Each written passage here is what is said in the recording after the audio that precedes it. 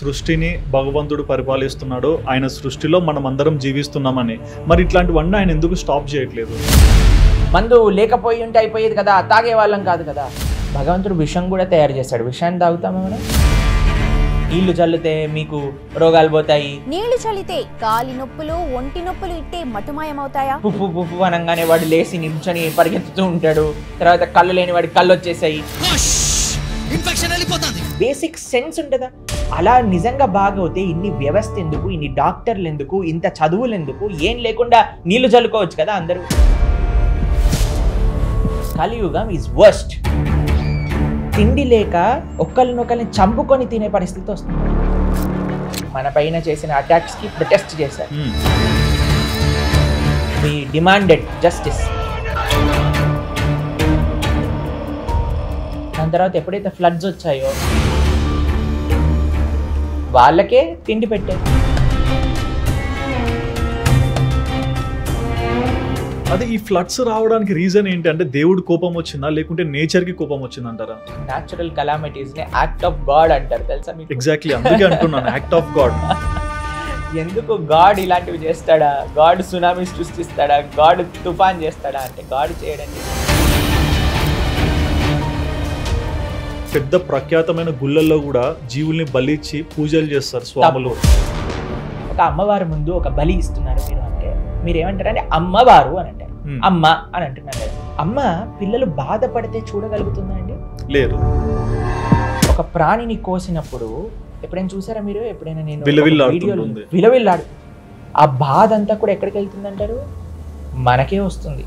అలా చూస్తే ఇప్పుడు మనం తినే కూరగాయలు కూడా జీవమే కదా, అవి పెరుగుతాయి, పెద్దగా అవుతాయి. మరి అవి తిన్నా కూడా వాళ్ళు ఎందుకు సంతోషంగా ఉంటారు? చాలా మంచి ప్రశ్న. మీరు అందరూ చేసే ఆర్గ్యుమెంటే మీరు కూడా ఈరోజు మమ్మల్ని అడిగారు. శ్రీకృష్ణుడికి 16,000 మంది గోపికలు అంటారు. 16,000 మంది గోపికలు కాదండి, 16,108 మంది భార్యలు కృష్ణుడు. పెళ్ళైన బంధం అంటే ఇంకొకలా చూస్తారు కదా. ఓకే, అయితే what is the wrong thing? కృష్ణుడు 16,108 మందిని పెళ్లి చేసుకుంటే అందులో వచ్చిన తప్పేంటి? ఒకసారి బృందావనంలో మొత్తం అగ్ని, ఒక ఫారెస్ట్ ఫైర్ వచ్చినప్పుడు కృష్ణుడు అనగానే మొత్తం ఫారెస్ట్ ఫైర్ నోట్లోకి వెళ్తుంది. కాళీయుడు అనే ఒక సర్పం పైన ఆయన డాన్స్ చేశాడు. 7 రోజులు 7 రాత్రులు ఒక గోవర్ధనం అనే ఒక 21 మైళ్ళు, ఇప్పుడు మనం చూస్తే కిలోమీటర్లు ఉండే గోవర్ధన పర్వతాన్ని ఎడమ చేతి చిటికని వేలి పైన నించొని ఆయన ధరించారు. ఆ శక్తి ఉన్నదా? లేదు. పరమాత్మతో కంపేర్ చేసుకోవాలి అని అంటే ప్రతి ఒక్క విషయంలో కంపేర్ చేసుకోవాలండి. కేవలం 16,108 మందితో మాత్రమే కంపేర్ చేసుకోకూడదు.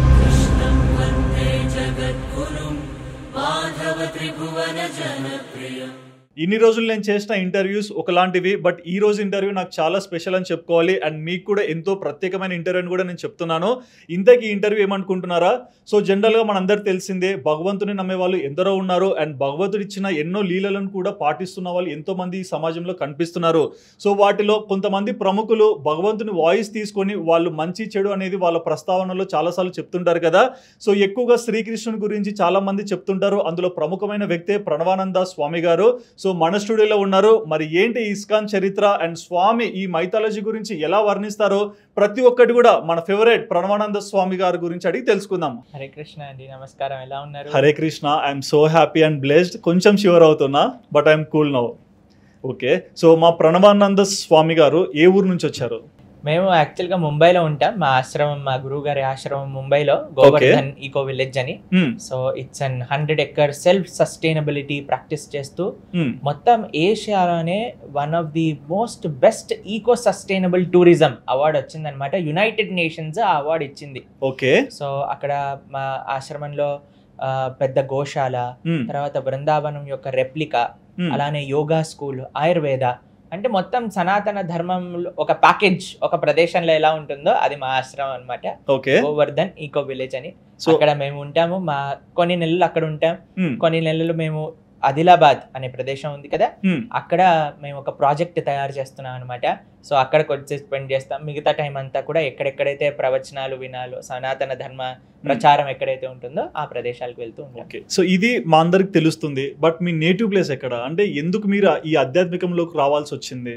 ఆధ్యాత్మికత అనేది అందరికీ సొల్యూషన్. ఇప్పుడు చూడండి, ఈ ప్రపంచంలో చాలా మంది డబ్బులు ఉన్న వాళ్ళు ఉండొచ్చు, చాలా మంది పేదరికంలో ఉండే వాళ్ళు ఉండొచ్చు, కానీ ఎవ్రీబడి ఈజ్ సఫరింగ్. అందరూ కష్టం అయితే పడుతున్నారు. అవును. ఇప్పుడు మీరు ఎప్పుడైనా చూసారా, కరోనా ఓన్లీ మామూలు వాళ్ళకే వస్తుంది, కరోనా కోటీశ్వరులకి రాదు అనేదాని నియమం ఉన్నదా? లేదు. ఎంత డబ్బులు ఉన్నవారైనా సరే దే బికమ్ సిక్. అవును. ఎంత డబ్బులు ఉన్న వాళ్ళైనా సరే దే బికమ్ ఓల్డ్. ఎంత డబ్బులు ఉన్న వాళ్ళైనా సరే ఒక మానసిక స్తోభ మనసులో ఉంటుంది. అది అందరికీ కామన్ ఈ ప్రపంచంలో. అందరూ ఏమనుకుంటారు, నా ఒక్కడికే కష్టాలు ఉన్నాయి అనుకుంటారు. నేను ఒక్కడే మంచి పని, నా ఒక్కడికే కష్టాలు ఉన్నాయి అనుకుంటారు. ఫస్ట్ ఆ మిస్కన్సెప్షన్ నుంచి బయటికి రావాలి. ప్రపంచంలో అందరికీ కష్టాలు వస్తాయండి. ఇప్పుడు కృష్ణుడు భగవద్గీతలో ఒక విషయం చెప్తారు. ఏమంటారు అని అంటే, ఎలాగైతే summer season, rainy season, winter season, ఒకటి సీజన్ మారుతూ ఉంటుంది కదండి. ఎప్పుడు సమ్మరే ఉంటుందా? ఎప్పుడు వర్షం పడుతూనే ఉంటుందా? ఎప్పుడు చల్లగానే ఉంటుందా? కాదు కదా, సీజన్ చేంజెస్. అలానే మన జీవితంలో మన ఆ సుఖ దుఃఖం అనే స్టేట్ కూడా చేంజ్ అవుతూ ఉంటుంది అన్నమాట. ఓకే. కానీ ఇది అశాశ్వతం, వస్తూ ఉంటుంది పోతూ ఉంటుంది, వస్తూ ఉంటుంది పోతూ ఉంటుంది. కానీ పర్మనెంట్ సొల్యూషన్ ఏంటో తెలుసా అండి? మనం దుఃఖం వచ్చినా ఆనందంగా ఉండాలి, సుఖం వచ్చినా ఆనందంగా ఉండాలి అని అంటే మనకి ఆధ్యాత్మికత అనేది అవసరం. ఓకే. కాబట్టి ఇట్ ఈస్ ఎవ్రీబడీస్ నీడ్. ఇప్పుడు ఒక చేప నీళ్ళ నుంచి మీరు తీశారు, మీరు అంటారు, అరే నువ్వు హైదరాబాద్ వచ్చావు కదా, నీకు హైదరాబాద్లో ఉండే బెస్ట్ హోటల్కి తీసుకెళ్ళి తినిపిస్తాను అంటే ఆ చేప ఓకే అండి పదండి అంటుందా? విలవిల్లాడిపోతుంది. అవును. మీరు అన్నారనుకోండి, మా స్టూడియోలో చాలా కంఫర్టబుల్ సీట్స్ ఉన్నాయి, ఏసీ కూడా పెడతాను, రా నీతో ఇంటర్వ్యూ చేస్తా అని అంటే అదేమంటుంది, పదండి పదండి ఇంటర్వ్యూ వస్తుందంటే విలవిల్లాడిపోతుంది. ఏం కావాలి? చేపకు ఒకటి కావాలి, తీసి నీళ్ళలో ఉండాలి. అంతే కదండి. ఇంకా ఏమి ఇచ్చినా సరే నువ్వు ఏమైనా చేయరా బాబు అని నీళ్ళల్లో పడేసాయి అని అంటుంది. అంతేనా? అవును. అలానే మనందరి యొక్క ఇన్నేట్ నీడ్ ఏంటి అని అంటే ఆధ్యాత్మికత. ఓకే. మనం ఆధ్యాత్మికత ఇవ్వకుండా బయటపడేసి ఇది ఇవ్వు, అది ఇవ్వు, ఇది ఇవ్వు, అది ఇవ్వు అని we're trying our level best. ఎలా మనం సంతోషంగా ఉండాలి అని ఎంత ప్రయత్నం చేసినా సరే సంతోషం దొరకట్లేదు. అవును. ఈ ప్రపంచంలో సంతోషం ఎలాంటిదో ఒక చిన్న విషయం చెప్తాను మీకు. చెప్పండి. ఒక దోస్తుని పిలిచాడట ఒక ఆయన, అరే నాకు ఈరోజు అస్సలు మజా రావట్లేదురా, ఏదో ఒకటి చేయరా అని అంటే, సరే ఒక కొత్త పిక్చర్ వచ్చింది చూపిస్తాను అని మూవీ పెట్టాడట. అయితే లేదురా అసలు మజా రావట్లేదు, ఇంకేదని చెప్పి అని అంటే, ఒక కొత్త ఐస్ క్రీమ్ షాప్ ఓపెన్ అయింది, అక్కడ నుంచి మీకు ఒక బెస్ట్ ఫ్లేవర్ ఐస్ క్రీమ్ తెప్పిస్తాను అని తెప్పించాడట. అస్సలు మజా రావట్లేదు, ఐస్ క్రీమ్ కూడా నాకు వద్దురా అని అంటే, ఈ దోస్త ఆలోచించిండట, ఎట్లా చేస్తే వీడికి మజా వస్తుంది అని గార్డెన్లోకి వెళ్తే ఒక చెట్టు పైన ఒక పురుగు, బొంత పురుగు తెలుసా మీరు ఎప్పుడైనా విన్నారా? బొంత పురుగు ఇట్లా ముళ్ళుగా ఉంటుంది, అది పాకింది అనుకోండి దురద వస్తుంది. ఓకే. అయితే ఆ బొంత పురుగు తీసుకొచ్చి వీపు పైన పాకిచ్చాడట. పాకిస్తే మొత్తం దురద వస్తుంది వీపు నిండా. అయితే వాడు ఇలా గోక్కుంటున్నాడట, చాలా మజా వస్తుంది ఇప్పుడు అని.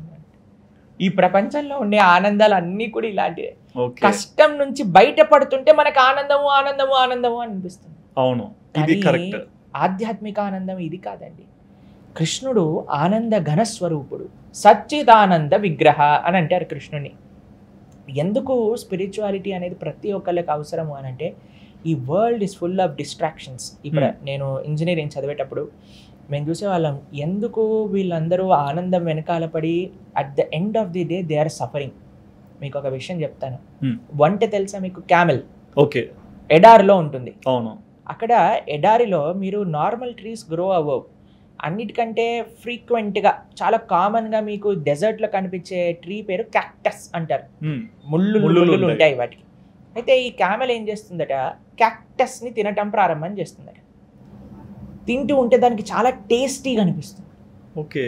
ఎందుకో తెలుసా అండి, ఆ ముళ్ళన్నీ గుచ్చుకొని దాని రక్తం అంతా వచ్చేస్తుంది అనమాట నోట్లోకి. దాని రక్తాన్ని మొత్తం కూడా అది తాగుతూ చాలా టేస్టీగా ఉంది, చాలా టేస్టీగా ఉంది, మొత్తం క్యాక్టస్ ప్లాంట్ తినే లోపల దాని మొత్తం రక్తం బ్లీడ్ అయిపోయి అది కింద పడిపోయి స్పృహ తప్పిపోయి కింద పడిపోతుంది. ఓకే. అలా వాట్ వీఆర్ డూయింగ్ ఈ రోజుల్లో ఈ సమాజంలో ఉండే ముఖ్యంగా యువత ఏం చేస్తున్నారు అని అంటే, వాళ్ళు చాలా ప్రమాదకరమైన విషయాలను స్వీకరిస్తూ నేను ఆనందిస్తున్నాను అనుకుంటాను. Somebody is drinking and finding pleasure, somebody is smoking and finding pleasure, somebody is taking drugs and finding pleasure. ఎందుకు నీకు ప్లెజర్ అనిపిస్తుంది? ఎలా అయితే ఆ వంటకి తన రక్తం తాను తాగుతూ టేస్ట్ అనిపిస్తుందో అలానే మనం కూడా ఈ ప్రపంచంలో చెడు అలవాట్లకి అలవాటైపోయి దాన్ని మనం ప్లెజర్ అనుకుంటాం. అంటే మనమందరం నమ్మేది ఒకటే, అంటే సృష్టిని భగవంతుడు పరిపాలిస్తున్నాడు, ఆయన సృష్టిలో మనం అందరం జీవిస్తున్నామని. మరి ఇట్లాంటివన్నీ ఆయన ఎందుకు స్టాప్ చేయట్లేదు? చాలా ఇది కామన్ క్వశ్చన్ నన్ను అడుగుతారు. అసలు మందు లేకపోయి ఉంటే అయిపోయేది కదా, తాగే వాళ్ళం కాదు కదా. భగవంతుడు విషం కూడా తయారు చేస్తాడు, విషాన్ని తాగుతామా మనం? తాగము. Why are you selective about it? Okay, drain water కూడా ఫ్లో అవుతుంది, డ్రైన్ వాటర్ తాగేస్తామా మనం? నో నో, డ్రైన్ వాటర్ నేను తాగాను, కానీ ఈ బాటిల్లో ఉండే మందుని మాత్రం నేను తాగుతాను. అంటే నువ్వు ఆలోచిస్తున్నావు, ఇది నీది మంచిది కాదు, ఇది నీకు మంచిది అని నువ్వు అనుకుంటున్నావు కదా. ఆ విచక్షణ శక్తి మనిషికి ఇచ్చాడు భగవంతుడు. ఓకే, భగవంతుడు మనందరినీ తయారు చేసినప్పుడు మనకి ఒక బుద్ధి అనే ఒక ఎలిమెంట్ కూడా ఇచ్చారు. అవును. So we have a choice before us. Okay, అంటే స్వామి కాబట్టి చెప్పండి, ఏది మంచిది ఏది చెడు అని మనకి ఎలా తెలుస్తుంది? ఇప్పుడు అమ్మ చిన్న పిల్లవాడికి చెప్తుంది, నాన్న ఆ ఫ్యాన్లో చేయి పెట్టకు, చెయ్యి తెగుతుంది అని అంటే అమ్మో దూరంగా ఉండాలి. నాన్న ఈ అగ్ని లోపల చేయి పెట్టకు, స్టవ్ పైన చేయి పెడితే చెయ్యి కాలుతుంది, సరే దూరంగా ఉండండి. అలానే మన శాస్త్రములు మనకు చెప్పాయి, ఈ వస్తువు ఉంది, ఈ వస్తువు ఉంది, దీని నుంచి దూరంగా ఉండు, దీన్ని నువ్వు తీసుకో. ఇప్పుడు మీరు మంట మంచిదా చెడ్డదా చెప్పండి? రెండు ఎలా మనం ఉపయోగిస్తామో దాన్ని బట్టి, అంతే కదా. అవును. If you are using it for cooking then it is fine. Yeah, మనం ఆ అగ్నిని తెచ్చి వేరే వారి ఇల్లు కాలబెట్టేసాం అనుకోండి, అది Bad. తప్పైపోతుంది. కాబట్టి ప్రపంచంలో చెడు మంచి అన్నీ ఉంటాయండి, మన చాయిస్ మనకు ఉంటుంది. ఎప్పుడైతే మనం ఇది మంచి ఇది చెడు అని వింటామో దీని నుంచి దూరంగా ఉండటం, దీన్ని స్వీకరించడం. Okay, that lies up to us using our intelligence. Okay. And మాకు తెలిసి మీరు బీటెక్ చేశారు, సిఎస్సి చేశారు, తర్వాత జాబ్ ఇలాంటివి చేశారా? యా, కొద్దిసేపు చేశాము. దాని తర్వాత మా అమ్మగారికి నాన్నగారికి చెప్పాం, అమ్మ మా జీవితంలో I had this calling from very childhood. Okay, నేను ఎలాగైనా సరే భగవంతుడికే ఈ జీవితం ఇవ్వాలి, సమాజం కోసం, దేశం కోసం, ధర్మం కోసం పరితపించాలి. నా every second of my life నేను ధర్మ పరిరక్షణ కోసం ఏదో నా అంత తోచిన విధంగా చిన్న విధంగా ఐ హ్యావ్ టు సర్వ్ అనే ఆలోచన వచ్చిందనమాట. సో మా అమ్మగారికి నాన్నగారికి ఈ విషయం చెప్పినప్పుడు దే సెడ్, నువ్వు ఎక్కడైతే ఆనందంగా ఉంటావో, if you find the purpose of life is in this, then you should definitely continue it అని వాళ్ళిద్దరు నాకు ఆశీర్వదించారు. దాని తర్వాత నేను మా గురువు గారి ఆశ్రమానికి వెళ్ళి years we have spent learning scriptures, అన్ని శాస్త్రములు అధ్యయనం చేసి, దాని తర్వాత కరోనా సమయంలో ఐ స్టార్టెడ్ స్పీకింగ్ దాని గురించి. So then that is how I know so many of you. Okay, but అంటే ఒకప్పుడు ఒక యోగి ఉన్నాను సరే, ఒక మంచిగా చెప్పే స్వాములు ఉన్నాను సరే, మౌత్ టాక్ ద్వారా పబ్లిసిటీ అయ్యేది. కానీ ఇప్పుడు ఒక సోషల్ మీడియా లేకుంటే అయ్యేటట్లు కనిపించట్లేదు, ఎందుకంటారు? అది మీ ప్రభావం అని చెప్పాలి. సోషల్ మీడియా ప్రభావం ఏంటి అని అంటే, ఎవరైతే సోషల్ మీడియాలో ఉంటారో వాళ్ళే చాలా చాలా గొప్ప వాళ్ళు అని అనుకుంటారు, but that is not the case. మా ఆశ్రమంలో నాకు ఎంతో మంది భక్తులు తెలుసు, nobody knows them, but they are అంత great devotees of Lord Krishna. కాబట్టి మేము ఇప్పుడు వచ్చి మాట్లాడుతున్నాము అని అంటే అలాంటి భక్తుల యొక్క సేవ చేసి వాళ్ళ అనుగ్రహాన్ని తీసుకొని వాళ్ళ ఆశీర్వాదంతో మేము కొంతమందికి మాట్లాడచ్చు, కొంతమంది మాట్లాడలేరు. కేవలం మాట్లాడిన వాడే గొప్ప భక్తుడు అని కాదండి. So there are many devotees. కానీ ఈ ప్రపంచంలో నాకు తెలుసు అది ట్రెండ్ అయిపోయింది కదా ఇప్పుడు. ఎవ్రీబడి ఇప్పుడు ఒక పేరు చెప్పారనుకోండి, ఇన్స్టాగ్రామ్ ఏం చెప్తుంది, యూట్యూబ్ ఏం చెప్తుంది, వికీపీడియా ఏం చెప్తుంది అని we generally search about it. కాబట్టి I think social media presence బట్టి వ్యక్తి యొక్క క్యారెక్టర్ ఉండదండి. అవును. ఎందుకు అని అంటే on screen and off screen మీరు చూస్తూ ఉంటారు, చాలామంది చెప్తూ ఉంటారు ప్రపంచంలో. నేను విన్న కొన్ని న్యూస్ చెప్తాను మీకు. ఒక ఆవిడ she does vlogging on the Instagram, ఎప్పుడు కూడా సూపర్ లగ్జరీ లైఫ్ చూపిస్తూ ఉంటారనమాట ఇన్స్టాగ్రామ్ వ్యూవర్స్ అన్నిటికీ కూడా. అండ్ దెన్ ఫర్ జస్ట్ ఒక రీల్ పోస్ట్ చేసిన 30 minutesకి she committed suicide after writing a note that I'm miserably suffering in life. Reel post చేసిన 30 minutesకి, and what she posted in the reel is just happy jubilee and partying అన్నీ కూడా చేస్తుంది. After 30 minutes చూస్తే. Okay, so what is outside ఈ ప్రపంచం అలా తయారు చేసింది. అవును. ఇప్పుడు మీరు మమ్మల్ని కెమెరా ముందు మాట్లాడినా కెమెరా తర్వాత మాట్లాడినా we are the same personality. Exactly. మేము ఒకళ్ళు ఉన్నా సరే మంది ఉన్నా సరే we speak the same thing from the scriptures. కానీ కెమెరా ఉంది అని we don't become extra conscious about it or change our mentality. మార్చామండి మేము, ఎందుకంటే ధర్మాన్ని అనుసరించే వారికి మార్చాల్సిన అవసరం ఏం లేదు. కానీ ఒక విషయం, everything that glitters is not gold అని అంటారు ఇంగ్లీష్లో. అన్నీ కూడా ఏదైతే వైబ్రెంట్గా కనిపిస్తుందో ఈ ప్రపంచం అంతా కూడా, మీకు ఒక చిన్న ఉదాహరణ చెప్తాను. చెప్పండి. ఒకటి చనిపోయాడట, ఇంకపోతే వాడిని స్వర్గాన్ని తీసుకెళ్తున్నాడు.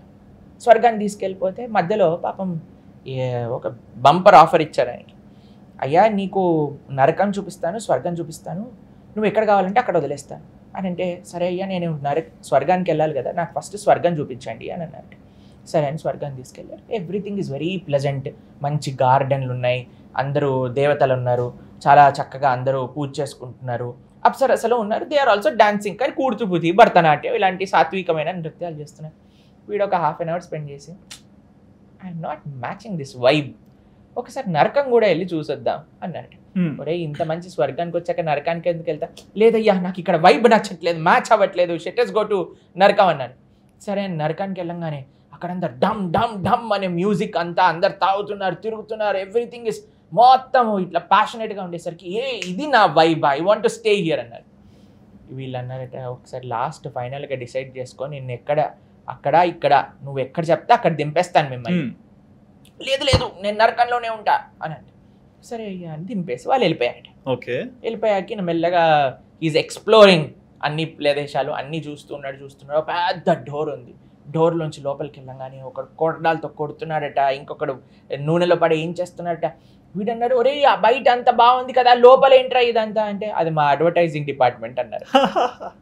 సో మనం కూడా వీఆర్ జస్ట్ ఫ్యాసినేటెడ్ అనమాట. ఓ ఇది ఎంత బాగుంది, ఈ వ్యక్తి ఇలా ఎంత బాగున్నాడు అని. బట్ వాట్ ఈజ్ ఈ ఇన్సైడ్?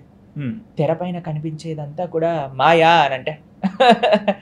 సో మనం ఎప్పుడు కూడా దీనివల్ల మోసపోకూడదండి. మన రియాలిటీ ఆఫ్ లైఫ్ ఏంటో అర్థం చేసుకోవాలి. అంటే నిజంగా ఒక వ్యక్తి, మీకు ఒక చిన్న ఉదాహరణ చెప్పండి, చాలా యూత్ కి చాలా అర్థం చేసుకోవాల్సిన విషయం చెప్పండి.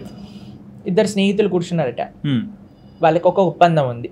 అరే ఒక ఎగ్జామ్ నువ్వు చదువుకో, ఒక ఎగ్జామ్ నేను చదువుతాను, నేను మంచిగా చదివి రాస్తాను, నువ్వు ఆ పక్కన కూర్చు కాపీ కొట్టుకో అని.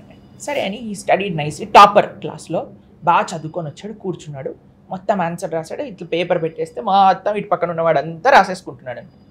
మొత్తం రాసేసి పేపర్ సబ్మిట్ చేసేసాడు. వీడికి 100కి 100 మార్క్స్ వచ్చాయి, వీడికి 100కి 0 వచ్చాయి. 0 ఎందుకో తెలుసా అండి? ఆ రోజు పేపర్ సెట్ల కింద ఇచ్చారు.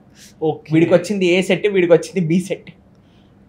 కాబట్టి వాడేదో చేస్తున్నాడు అని దాన్ని చూసి నేను కూడా అదే కాపీ కొడతానని మనం ప్రయత్నం చేస్తాను, that may not work for you. అందుకే ఈ ఏవైతే social media attractions, social media fame, ఈ మనం ఏదైతే హీరోలు హీరోయిన్లు చేసే పనులని మేము కూడా దానిలాగానే చేసుకుంటాము అని అంటే, మనకు ఒక తెలుగు సామెత ఉంది తెలుసా, పులిని చూసి నక్క వాత పెట్టుకుంది అని. అలా అవుతుంది మన పరిస్థితి. Okay. So we have to live in reality. Reality ఏంటి, మన బాధ్యత ఏంటి, మన ఆరోగ్యం బాగుందా, మన ఫ్యామిలీ రిలేషన్షిప్స్ బాగున్నాయా, మనం ధర్మం కోసం, దేశం కోసం, సమాజం కోసం ఆలోచిస్తున్నామా? This is reality of life. అందుకే మేము ఈరోజు వచ్చి ఈ సోషల్ మీడియాకి వచ్చింది ఎందుకు అని అంటే దీని గురించి గుర్తు చేయడానికి. Everybody in social media spoiling people and we're trying to correct them in our small way. మీరు చెప్తున్నప్పుడు నాకు ఒకటి తట్టింది స్వామి. అంటే మన ఇంట్లో ఒక ఫంక్షన్ ఉందంటే 10 మంది వస్తారు, అందరు గిఫ్ట్లు ఇస్తారు, ఎంకరేజ్ చేసి వెళ్తారు. కానీ అదే ఇంట్లో ఉన్న వ్యక్తి హాస్పిటల్లో ఉన్నారంటే ఒక్కరు కూడా రారు. మమ్మల్ని ఏం అడుగుతాడో, మాకెందుకు ఇవ్వాల్సి వస్తుందో. సో ఏంటంటే ఆనందాన్ని ఇచ్చినప్పుడు వెళ్తున్నారు, వాళ్ళకి సహాయం చేయడానికి ఎందుకు మనిషి ముందరికి వెళ్ళట్లేదు? That is the nature of life కదా, ఈ ప్రపంచం యొక్క నైజం అది. అందుకే అంటారు, మీరు ఎంత ధనవంతుల్లో తెలుసుకోవాలి అని అంటే, మీరు ఏడ్చినప్పుడు ఎన్ని చేతులు మిమ్మల్ని ఓదార్చడానికి వస్తాయో దాన్ని బట్టి మీకు ఎంత ధనం ఉందో చెప్పుకోండి. ఓకే. ఇప్పుడు చూడండి, మనం ప్రపంచంలో పెద్ద పెద్ద స్టార్స్ అని పెద్ద పెద్ద వాళ్ళు, everybody is dying of loneliness, mental health issue, they are struggling to sleep, they have no relationships. కానీ మీరు స్క్రీన్ పైన చూసారనుకోండి, వీఆర్ హ్యాపీ, ఇలా అంటే మాకు ఇంత డబ్బులు ఉన్నాయి, మేము ఇంత ఇది చేసాం, మా దగ్గర ఇన్ని కోట్లు ఉన్నాయి, మా దగ్గర ఇన్ని బంగ్లాలు ఉన్నాయి, అవి ఇవి అని అంటారు. కానీ at the end of the day they are miserable. If somebody is contented they will not show off. కాబట్టి మనకి at the end of the day లైఫ్లో ఏది కావాలి, ఎవరైనా కోరుకునేది ఒకటే అండి, సుఖంగా ఉండాలి. ఒక సెల్ఫ్ సాటిస్ఫాక్షన్ అనేది ఉంటుంది కదండి, అవును. అది ఆధ్యాత్మికతలోనే వస్తుంది. ఓకే.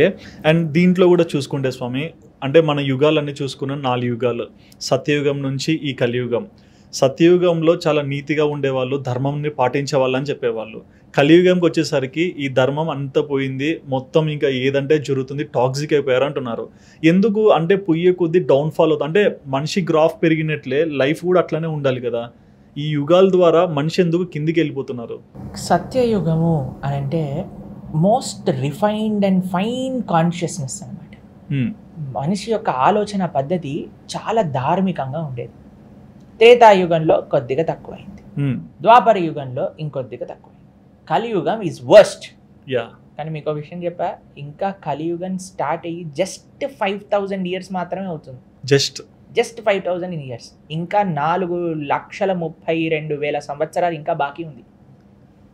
అంటే వెళ్తూ వెళ్తూ వెళ్తూ ఇంకెంత డిగ్రేడ్ అవుతుందో మనుషుల ఆలోచన చేయండి. ఇప్పుడే ఇలా ఉంటే అందరు అంటారు, ప్రభుజీ ఈ కలియుగంలో భక్తి చేయటం అవ్వటం ఏంటి, ఇంకా కలి స్టార్ట్ కూడా అవ్వలేదు, దీన్ని సంధికాలము అని అంటారు. ఫస్ట్ 5000 years ఆర్ జస్ట్, ఇప్పుడు చూడండి ఒక ట్రాక్ చేంజింగ్ అంటారు చూడండి, ఆ ట్రైన్ ట్రాక్ చేంజ్ చేసే మధ్యలో ఉండే 5000 years జస్ట్ చేంజింగ్ ట్రాక్, ఇంకా పూర్తి కలియుగంలోకి ఎంటర్ అవ్వలేదు మనం. అంటే మీరు ఇలా అంటున్నారు, ఈ రోజుల్లో చూస్తే ఒక భార్య భర్తను చంపేస్తుంది, పెళ్లి చేసుకున్న అనుబంధంలో నుంచి కూడా భార్య ఇంకొకరిని ఇష్టపడే స్టేజ్ లో వచ్చారు, తల్లిదండ్రులని పిల్లలు దూరం చేసుకునే స్టేజ్ ముందుంది ముసళ్ళ పండగ. అంటే ఎలా ఉంటుంది అంటే మీ అజంప్షన్ ప్రకారం? మా అజంప్షన్ కాదండి, శాస్త్రాలు చెప్పా ఎలా ఉంటుంది అని. మనిషి యొక్క ఆయువు 30 years 40 years కి పడిపోతుంది. 40 years కి 40 years ఏమైనా బతికాడు అని అంటే ఇప్పుడు 120 years బతికినట్టు అనమాట. Oh my God. కలియుగం ముందుకు వెళ్ళిపోతే జనాలందరూ కూడా ఎంత పొట్టిగా అయిపోతారు అని అంటే అసలు చెట్టు పైన ఉండే కాయలు కూడా అందవు అని అంటారు అనమాట. ఎంత డీగ్రేడ్ అయిపోతుంది అంటే కేవలం స్నానం చేశాడు అనుకోండి ఒక వ్యక్తి, ఓ హీజ్ అ సూపర్ హీరో అని అంటారట ముందు వచ్చేటప్పుడు. దాని తర్వాత అందరూ జనాలు తిండి లేక ఒకరినొకరిని చంపుకొని తినే పరిస్థితి వస్తుందట. అందరూ ఇల్లు వాకిలి ఊర్లు అన్ని వదిలేసి అరణ్యంలోకి పరిగెత్తిపోయి ఒక ఆదివాసుల్లా బ్రతికే ఒక సమయం వచ్చేస్తుంది. కలియుగం ప్రోగ్రెస్ అవుతూ ఓకే. కాబట్టి అధర్మం అనేది will be in a peak of Kaliyuga. And ఈ మాటలలో మీరు ఒక మాట చెప్పారు, అంటే మనిషి ఎత్తు కనీసం అంటే ఇంతకు వచ్చేస్తుంది, 4-5 అడుగుల కన్నా ఇంకా తగ్గిపోతారు అన్నట్లు. అంటే నేను విన్నాను సత్యయుగంలో ఒక మనిషి 32 అడుగులు ఉండేవారు. They were very tall. రాముడు కృష్ణుడు 8 feet 9 feet ఉండేవారు. ఇప్పుడు చూడండి చాలా, ఇప్పుడు అంత టాల్ పర్సనాలిటీస్ మనకు కనిపించారు అనమాట, చాలా రేర్. అవును. సో మనకి ఎవ్రీథింగ్ ఈజ్ డిగ్రేడింగ్. కలియుగంలో ప్రతి ఒక్కటి తక్కువ వస్తుంది. ఆయుష్ క్షీణిస్తుంది, హైట్ క్షీణిస్తుంది, బుద్ధి క్షీణిస్తుంది, ఇంటెలిజెన్స్ క్షీణిస్తుంది, అవసరాలు ప్రతి ఎవ్రీథింగ్ ఇస్ క్షయం. ఇది కలియుగం నేచర్ అనమాట. ఓకే. కాబట్టి మనం ఏం చేయాలి అని అంటే ఈ కలి ప్రభావం నుంచి బయటపడటం ఎట్లా, ప్రాబ్లం అందరూ డిస్కస్ చేస్తారండి, సొల్యూషన్ ఏంటి అంటే మన శాస్త్రాలు సొల్యూషన్ కూడా చెప్పారు. కృతేయ ధ్యాయతో విష్ణుం త్రేతాయాం యజతో మకై ద్వాపరే పరిచర్యాయాం కలో తత్ హరి కీర్తనం. ఒక్కొక్క మీరు చూడండి డాక్టర్ దగ్గరికి వెళ్ళారనుకోండి, ఇప్పుడు మీరు అన్నారనుకోండి తలనొప్పి అని అంటే ఒక మాత్ర ఇస్తారు, కడుపు నొప్పి అని అంటే ఒక మాత్ర ఇస్తారు, లేదా నాకు ఫీవర్ వచ్చింది అని అంటే ఒక మాత్ర ఇస్తారు.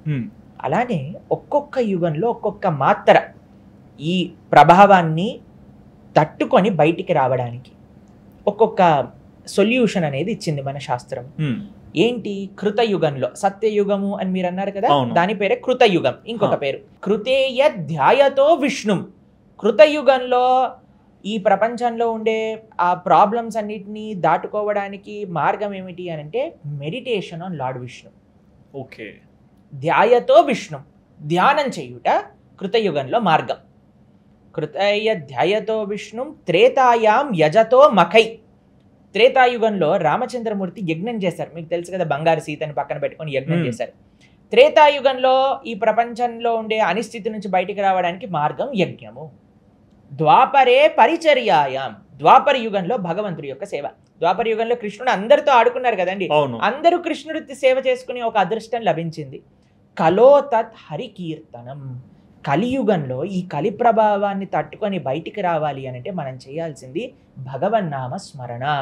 హరే కృష్ణ కృష్ణ కృష్ణ హరే హరే, హరే రామ రామ రామ హరే హరే ఇది షోడశాక్షరనామ్నాం కలికల్మషనాశనం నాతర పరతరోపాయ సర్వవేదేషు దృశ్యతి. శాస్త్రం చెప్తుంది, ఎవరైతే ఈ హరే కృష్ణ మహామంత్ర భగవంతుడి యొక్క నామాలు జపం చేస్తారో వాళ్ళకి ఈ కలి ప్రభావం అంటదు. కానీ ఇంత ధర్మంగా ఉండాలి, ఇంత ధ్యానం చేయాలి, దేవుణ్ణి ఇష్టంతో పూజించాలని చెప్తున్నారు. కానీ ఈరోజు సొసైటీస్లో మనం చూస్తే మంచి చెడులో మంచి ఇలా ఉంది, చెడులో దొంగ స్వాములు వస్తున్నారు. వాళ్ళు ఏదేదో క్రియేట్ చేసి ఆశ్రమాలు పెట్టుకొని ఫండింగ్స్ అంటూ ఇలా బ్రతుకుతున్నారు కదా, వాళ్ళకి ఎందుకు అంత బాగా కలిసి వస్తుందంటారు? ఎందుకంటే జనాలు ఫూల్ అవ్వడానికి రెడీగా ఉన్నారు కాబట్టి. This world is full of, ఇప్పుడు చూడండి, ఇంటెలిజెన్స్ ఉన్నవాడు ఎవడు ఫూల్ అవ్వడండి. నీళ్లు చల్లితే మీకు రోగాలు పోతాయి, పువ్వు పువ్వు అనగానే వాడు లేచి నిల్చొని పరిగెత్తుతూ ఉంటాడు, తర్వాత కళ్ళు లేని వాడికి కళ్ళు వచ్చేసాయి. ఇలా ఎందుకు అంత అవుట్ రైట్గా జనాలు మిమ్మల్ని ఫూల్ చేస్తున్నారు అనే విషయాన్ని తెలుసుకోకుండా మనం ఫూల్ అయిపోయి అందరూ కూడా పిచ్చోళ్ళలాగా అక్కడికి వెళ్ళిపోతున్నారు అని అంటే ఎందుకు అవుతుంది? యూ వాంట్ బి ఫూల్డ్ కాబట్టి. మీకు ఒక విషయం స్టోరీ చెప్తాను, మీకు అర్థం అవుతుంది. చెప్పండి. ఒక ఆయన ఒక రైల్లో ప్రయాణం చేస్తున్నాడట, వచ్చి కూర్చున్నాడు, పక్కన ఇంకొక ప్యాసింజర్ ఉన్నాడు. ఆయన అడుగుతున్నాడు, ఈ స్టేషన్ ఎప్పుడు వస్తుంది అని అంటే, ఇదా ఒక 7 స్టేషన్ల తర్వాత వస్తుంది, తర్వాత 6 ఒక స్టేషన్ ఆగింది, ఈ స్టేషన్ ఎప్పుడు వస్తుంది? చెప్పాను కదా ఇందాకే, ఇప్పుడు 6 స్టేషన్ల తర్వాత వస్తుంది. ఇంకో స్టేషన్ అయ్యాక మళ్ళీ ఈ స్టేషన్ ఎప్పుడు వస్తుంది? అయ్యా టైం ఉంది, 5 స్టేషన్ల తర్వాత వస్తుంది అని అన్నాడు.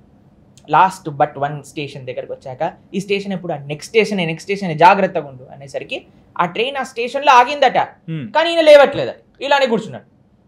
ఈ పక్కన ఉన్నాడు అన్నాడు, ఒరే ఆ స్టేషన్ ఎప్పుడు వస్తుందని అరగంట నుంచి చంపేసావు కదా, రే స్టేషన్ వచ్చింది దిగు అంటే, నువ్వు ఊరుకో అని అలానే కూర్చున్నాడు. ఎప్పుడైతే అని ఆన్ బ్లో అవుతుంది కదండి, పరిగెత్తుకుంటూ కిందికి దిగి ఒక న్యూస్ పేపర్ తెచ్చి కూర్చున్నాడు. ఓ మై గాడ్, జస్ట్ సెకండ్స్లో న్యూస్ పేపర్ తెచ్చి కూర్చున్నాడు. తర్వాత ఈ పక్కన ఉన్నాడు అన్నాడు, అరే ట్రైన్ ఆగినంతసేపు దిగలేదు, లాస్ట్ మినిట్లో దిగి ఏం సాధించావు నువ్వు అని అంటే, ఈ వ్యక్తి అన్నాడట, నా దగ్గర చినిగిపోయిన నోటు ఉంది, ఆ చినిగిపోయిన నోట్ని ఎట్లా ఖర్చు చేయాలని ఆలోచిస్తున్నా. లాస్ట్ మినిట్ ట్రైన్ వెళ్ళిపోతుంది కదా, నేను వెళ్ళాను, ఆ న్యూస్ పేపర్ వాడి దగ్గర నోటు పడేసాను, న్యూస్ పేపర్ ఇచ్చాను కానీ వాడు ఇచ్చేసాడు, తీసుకొచ్చేసా, కూర్చున్నా, కాబట్టి వాడికి ఫూల్ చేసేసా, వాడిని చీట్ చేసేసా, వాడికి ఇప్పుడు చినిగిపోయిన నోట్ ఉంది, నా దగ్గర న్యూస్ పేపర్ వచ్చింది అంటే, బా ఏం తెలివిరా నీది అని అన్నాడట పక్కన ఉన్నాడు. ఆయనతో వీడు న్యూస్ పేపర్ చేసేసరికి అది లాస్ట్ ఇయర్ న్యూస్ పేపర్ అని. వీడేమో వాడిని చీట్ చేయాలనుకున్నాడు, వాడేమో వీడిని చీట్ చేశాడు. అంటే ఆయన ఎంత ఎక్స్పీరియన్స్ అయి ఉంటాడు ఇలాంటివి. World is characterised by the world of cheaters and the cheated. మనం మోసపోవాలి అనుకుంటే మోసపోతాం, కానీ మన ఇంటెలిజెన్స్ చూస్తే ఎప్పుడు మోసపోడండి. ఆ దొంగ స్వామి తప్పు కాదు, దొంగ స్వామి దగ్గరికి మనం వెళ్ళటం తప్పు. ఎవరు దొంగ? ఇప్పుడు స్వామి కాదండి, మీరు ఎంతమంది మాయ చేస్తున్నారు చూడండి. వేరే మతాల వాళ్ళైతే ఈ మంత్రం చేసుకోండి, ఈ నూనె కొనుక్కోండి, ఈ వాటర్ బాటిల్ కొనుక్కోండి, ఈ కర్చీఫ్ కొనుక్కోండి, మేము నీళ్లు జల్లితే బాగా అయిపోతుంది, అచ్చేస్తే బాగా అవుతుంది. ఏంటంటే ఇది బేసిక్ సెన్స్ ఉంటుందా? అలా నిజంగా బాగవుతే ఇన్ని వ్యవస్థ ఎందుకు, ఇన్ని డాక్టర్లు ఎందుకు, ఇంత చదువులు ఎందుకు? ఏం లేకుండా నీళ్లు జల్లుకోవచ్చు కదా అందరూ. ఎందుకు ఇలా నడుస్తుంది? ఒక్క విషయం చెప్తాను, ఎందుకంటే మనము మన స్క్రిప్చర్స్ని చదవము. ఎంతమంది హిందువులు భగవద్గీతను చదువుతున్నారు, ఎంతమంది హిందువులు రామాయణం చదువుతున్నారు? అందరూ రామాయణ భాగవతాలు చదివితే మేము ఇక్కడికి వచ్చి చెప్పాల్సిన అవసరమే లేదండి. అవును, చదవట్లేదు కాబట్టి చెప్పాల్సి వస్తుంది. కాబట్టి మనం ఎప్పటి వరకైతే శాస్త్ర జ్ఞానం పొందుతామో ఎవ్వరు మనల్ని చీట్ చేయలేరు. ఇప్పుడు నేను ఇందాక మాట్లాడుతున్న ఇప్పటి నుంచి ప్రతి విషయానికి మీకు ఒక శ్లోకాన్ని చెప్తున్నాను, అవునా? ఎందుకంటే శాస్త్ర ప్రమాణంగా మేము మాట్లాడుతున్నాం కాబట్టి మేము అంత కాన్ఫిడెంట్గా మాట్లాడగలుగుతాం. అవును. కానీ ఈ ప్రపంచంలో ఉండే వాళ్ళకి ఏం శాస్త్ర ప్రమాణం అవసరం ఏం లేదు. ఒక మ్యాజిక్ చేయగానే ఇలా అన్నాం అనుకోండి, ఇంకా నేను ఆయన దగ్గరికి వెళ్ళిపోతాను, ఆయన ఫోటో పెట్టేసుకుంటాను, ఆయన పూజ చేసేస్తాను, ఆయనకు డబ్బులు ఇస్తాను. నీ ఇష్టం. You want to be fooled, then get fooled. If you are intelligent, భగవంతుడు ఏం చెప్పాడు, సాధువులు ఏం చెప్తున్నారు, శాస్త్రం ఏం చెప్తుంది, ఆలోచించు, మంచి మార్గంలో ప్రయాణించు.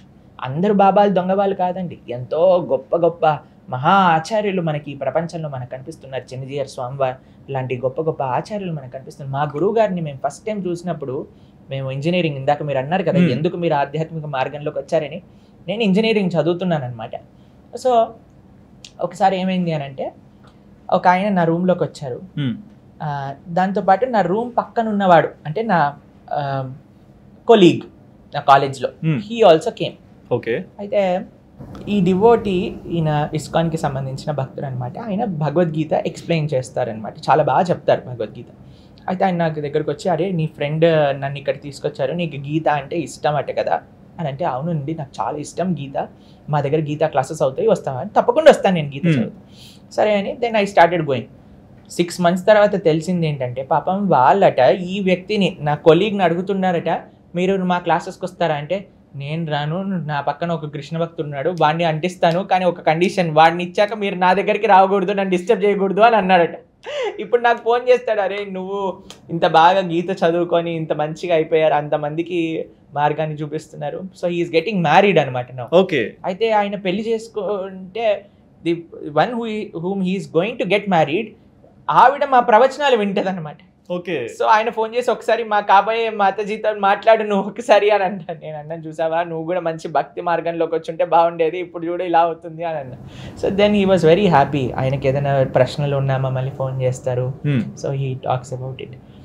ఎందుకు ఈ విషయాన్ని చెప్తున్నాను అని అంటే, మేము ఎలాంటి సిచ్యువేషన్స్ని చూసాం మేము చదువుకుంటున్నప్పుడు అంటే, ఎన్ని తప్పుడు అలవాట్లకి సకం అయిపోతారు యూత్ అంతా కూడా.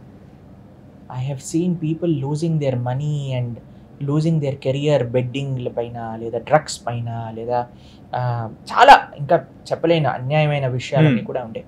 సో అప్పుడు మాకు ఒక రోజు ఒకళ్ళు వచ్చి చెప్పారనమాట, రాధానాథ్ స్వామీజీ చెన్నై వస్తున్నారు, ఆయన ప్రవచనం ఉంది, మీరు వస్తారా అంటే, ఐ వాజ్ సో ఎక్సైటెడ్, డెఫినెట్గా తప్పకుండా వెళ్తాను అని మేము వెళ్ళాం ఆ ప్రవచనానికి.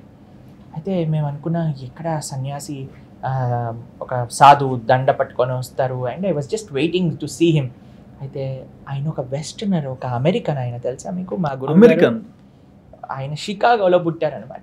ఓకే. ఆయన అయితే అరే ఒక అమెరికన్ సాధు, ఫస్ట్ టైం నా జీవితంలో చూసాను అనమాట ఒక అమెరికన్ సన్యాసిని. అయితే నేను అనుకున్నా, అరే ఏం మాట్లాడతారు ఈయన మన సనాతన ధర్మ గురించి అని నేను ఇలా చూస్తూ ఉన్నాను అనమాట. స్టేజ్ పైకి వెళ్ళారు. The way he spoke about సనాతన ధర్మ, ఆయన కృష్ణుడి గురించి మాట్లాడితే, కృష్ణ లీల గురించి మాట్లాడితే, ఆ రోజు మేము అనుకున్నా నా జీవితం మాత్రం ఎవరికైనా ఇవ్వాలి అని అంటే that would be this person అని. ఆ రోజు రాత్రంతా కూర్చొని ఆయన ఆటోబయోగ్రఫీ చదివేశాను అనమాట. Okay. Took me almost around 12 hours చదువుతూనే ఉన్నా.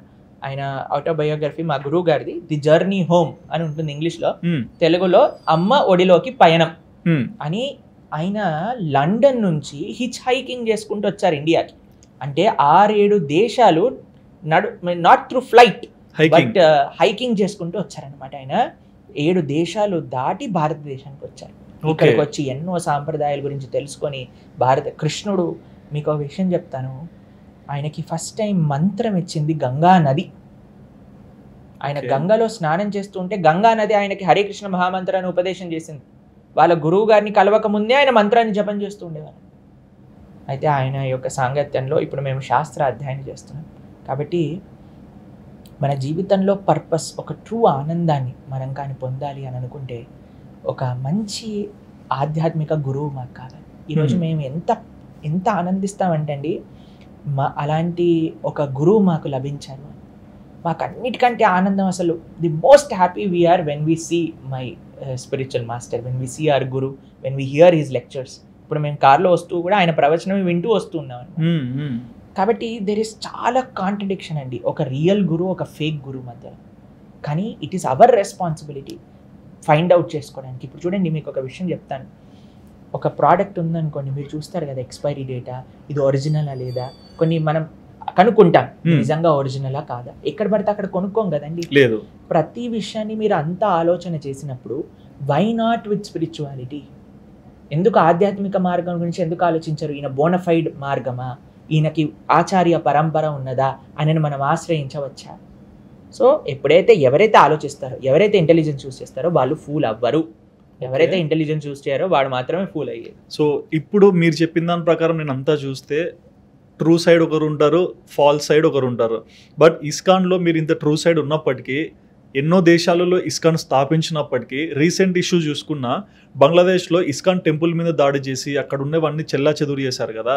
సో మరి ఇంత దారుణాన్ని దేవుడు ఎందుకు ఆపలేకపోయాడు? మంచి చేయటం మన బాధ్యత అండి. వాట్ సనాతన ధర్మ ఏం చెప్తుంది అని అంటే మనం మంచి చెయ్యాలి. ఓకే, ఎవరైతే మన పైన చెడు చేస్తున్నారో ఆ చెడుని ఆపాలి. కానీ ఎప్పుడైతే వాడు కష్టంలో ఉంటాడో మనం సహాయం చేయాలి. తప్పకుండా చెడుని ఖండించాలండి. ఎవరిపైన we should not open our hands, రా నన్ను ఎక్స్ప్లాయిట్ చెయ్యాలి. That is not the way. Okay, ఎవరైనా ఏదన్నా అన్నారనుకోండి, వాడికి ఆన్సర్ చెప్పి వాడిని ఆ ప్లేస్లో కూర్చోబెట్టాలి. ప్లస్ ఎప్పుడైనా వాడు ఇబ్బందిలో ఉన్నాడు అనుకోండి, వీ హ్యావ్ టు హెల్ప్. అదే బంగ్లాదేశ్లో మీరు చూసారనుకోండి, మన పైన చేసిన అటాక్స్కి ప్రొటెస్ట్ చేశారు. We demanded justice. దాని తర్వాత ఎప్పుడైతే ఫ్లడ్స్ వచ్చాయో వాళ్ళకే తిండి పెట్టారు. అదే ఈ ఫ్లడ్స్ రావడానికి రీజన్ ఏంటి అంటే దేవుడు కోపం వచ్చిందా లేకుంటే నేచర్కి కోపం వచ్చిందంటారా? ఇప్పుడు చూడండి, న్యాచురల్ కలామిటీస్ని యాక్ట్ ఆఫ్ గాడ్ అంటారు, తెలుసా మీకు? ఎగ్జాక్ట్లీ, అందుకే అంటున్నాను యాక్ట్ ఆఫ్ గాడ్. ఎందుకు గాడ్ ఇలాంటివి చేస్తాడా? గాడ్ సునామీ సృష్టిస్తాడా? గాడ్ తుఫాన్ చేస్తాడా అంటే గాడ్ చేయడండి. గాడ్ లాస్ని ఫాలో చేయకపోతే మనిషి చేసే ఆ తప్పుడు పనులకి నేచర్ మనకిచ్చే ఒక రియాక్షన్ అది. ఓకే, ఫర్ ఎగ్జాంపుల్ మీకు చెప్తాను. ఎక్కడైతే ప్రాణి హింస, suppose for example Wayanad incident తీసుకోండి. So when I was there last time హైదరాబాద్లో ఉన్నప్పుడు ఎవ్రీబడి వాజ్ ఆస్కింగ్ మీ, ఒక ఏనుగు నోట్లో పైనాపిల్ బాంబు పెట్టేసి చంపేశారు, అందుకేనా ఈ వైనాడ్లో ఇలా జరిగింది? Same place where it happened. అయితే definitely there is a connection. Okay, ఎక్కడైతే మనము ప్రాణి హింస చేస్తామో ఆ నెగిటివ్ ఎనర్జీ మొత్తం కూడా ఎప్పుడైతే ఈ ఎన్వైరన్మెంట్లో ఉంటుందో ఒక పీక్, ఒక లెవెల్ ఉంటుంది. ఆ నెగిటివ్ ఎనర్జీని ఈ ఎన్వైరన్మెంట్ హ్యాండిల్ చేసేది. ఎప్పుడైతే ఆ పీక్ దాటిపోతుందో నేచర్ రియాక్ట్స్. ఓకే, అది ఏ విధంగా, భూకంపం అవ్వచ్చు, సునామీ అవ్వచ్చు, తర్వాత ఫ్లడ్స్ అవ్వచ్చు, ఏదో ఒక విధంగా ఆ నెగిటివిటీ అంతా ఎక్కడికి వెళ్తుందండి? మనమే ఆ నెగిటివిటీని మళ్ళీ మనం ఫేస్ చేయాల్సి వస్తుంది. అందుకే మనం అంటాం ఎప్పుడైనా సరే ధార్మికంగా ఉండాలి, ధర్మం గురించి చింతించాలి. ఎప్పుడైతే ఒక వ్యక్తి ధార్మికంగా ఉంటే నెల 10 రోజులకి ఒక వర్షం పడుతుంది అని చెప్తారు. Per month 3 rains per month అలా ఉంటుంది. ధార్మికంగా మనం ఉండగలుగుతాం. కానీ ఇప్పుడు ఏమవుతుంది, వర్షాకాలంలో వర్షాలు పడవు, సడన్ గా మొత్తం ఫ్లడ్స్ వచ్చి అందరు కొట్టుకుపోతారు. ఎందుకు? ధార్మికంగా జనాలు జీవించట్లేదు కాబట్టి, అధర్మంగా అన్ని పనులు జరుగుతున్నాయి కాబట్టి. కాబట్టి ఇప్పుడు బంగ్లాదేశ్లో ఉన్న ఇన్సిడెంట్ మీరు చూసారనుకోండి, డెఫినెట్లీ ఎక్కడైతే మనము సాధువుల్ని హింసిస్తామో, ఎక్కడైతే గోవుల్ని హింసిస్తామో, ఎక్కడైతే ఇన్నోసెంట్ పీపుల్ని హింసిస్తామో, ఎక్కడైతే స్త్రీ హింస జరుగుతుందో అటువంటి ప్రదేశాలకి definitely they have to face the circumstances. మీరు ఇలా చెప్తున్నారు అంటే నాకు కనెక్ట్ అయింది ఏంటంటే, ఇప్పుడు గోవుల్ని హింసిస్తే ఇలా కూడా అవుతుంది అనేది. అందుకేనా కేరళలో ఫ్లడ్స్ వచ్చాయి? గోవులను కాదు, ఏ ప్రాణిని హింసించినా సరే. ఓకే, భగవంతుడికి కేవలం గో ఒకటే ఫేవరెట్ యానిమల్, మిగతా యానిమల్స్ని ఏం చేసినా ఆయన ఏం పర్వాలేదంటే. భగవంతుడు అండి అందరికీ తండ్రి ఆయనే. అహం బీజ ప్రదాపిత సుహృదం సర్వదేహినాం అన్నాడు, కానీ సుహృదం మనుష్యానాం అనలేదు భగవంతుడు. భగవంతుడికి అందరు బిడ్డలే అండి. మీరెలానో నేనెలానో, ఒక చీమ, ఒక మేక, ఒక కోడి, ఒక ఏనుగు, ఒక ఆవు, అన్నీ ఆయనకి బిడ్డలే. ప్రతి ప్రాణి ఆయనకి బిడ్డ. కాబట్టి ఎవరిని హింస చేసినా సరే మనం ఒక ప్రాణిని కట్ చేసి దేవుడి ముందెళ్ళి నమస్కారం పెడితే, నీ నమస్కారం ఎవరికి కావాలరా అని మనల్ని మన వైపు చూడని కూడా చూడడు భగవంతుడు. అంటే ఇప్పుడు ప్రాణి అంటే మనకు అర్థమవుతుంది దేనికైతే బ్రతికే శక్తి ఉందో, సరే జీవం ఉందో. అలా చూస్తే ఇప్పుడు మనం తినే కూరగాయలు కూడా ఆ జీవమే కదా, అవి పెరుగుతాయి, పెద్దగా అవుతాయి. మరి అవి తిన్నా కూడా వాళ్ళు ఎందుకు సంతోషంగా ఉంటారు? చాలా మంచి ప్రశ్న. మీరు అందరూ చేసే ఆర్గ్యుమెంటే మీరు కూడా ఈరోజు మమ్మల్ని అడిగారు. మీకు ఒక విషయం చెప్తాను. మీరు ఎప్పుడైనా ఒక చెట్టు నుంచి ఒక పండుని తెంపారా? చాలాసార్లు. ఎప్పుడైనా ఒక ఆకుని తెంపారా? చాలాసార్లు. తెంపినప్పుడు ఆ చెట్టు మొత్తం కదిలిపోయి నన్ను ఆకు తెంపేయకు, నా పండు తెంపేయకు అని ఏడ్చి బొంబేలు పెట్టి రక్తం కారి ఒక నెగిటివ్, ఒక భయంకరమైన అట్మాస్ఫియర్ ఏమైనా తయారైందా? లేదు. మీరు వెళ్తారు, తులసి పత్రాన్ని తెంపుతారు, చక్కగా ఆ తులసిని తీసుకెళ్ళి భగవంతుడి యొక్క శ్రీపాదాల దగ్గర పెడతారు. ఒక పండుని చెట్టు నుంచి కోస్తారు, ఆ పండుని కోసి దాన్ని భగవంతుడి దగ్గర నైవేద్యం పెడతారు. ఒక ప్రాణిని కోయటము, ఒక పండుని కోయటం రెండు ఒకటే అంటారా? ఒక ప్రాణిని కోసినప్పుడు ఎప్పుడైనా చూసారా మీరు? ఎప్పుడైనా నేను విలవిల్లాడిపోతుంది. ఆ బాధ అంతా కూడా ఎక్కడికి వెళ్తుంది అంటారు? మనకే వస్తుంది. బాధ అంతా కూడా మనమే అనుభవించాల్సి వస్తుంది. మన శాస్త్రంలో ఏం చెప్తారు తెలుసా అండి? మాంసహ అంటారు, మాంసం అని అంటారు కదండి, నాన్ వెజిటేరియన్. మామ్ అంటే నేను, సహా నేను ఎలాగైతే చేస్తున్నానో నువ్వు నాకు అలా చేసే హక్కు ఉన్నది అని చెప్పడం అనమాట. అంటే ఫర్ ఎగ్జాంపుల్, ఈ జన్మలో మనం ఒక జీవిని హింస చేశామంటే ఆ జీవి మళ్ళీ మనల్ని ఎలా అయితే ఆ జీవిని మనం హింస పెట్టామో అలానే మనల్ని హింస పెడుతుంది.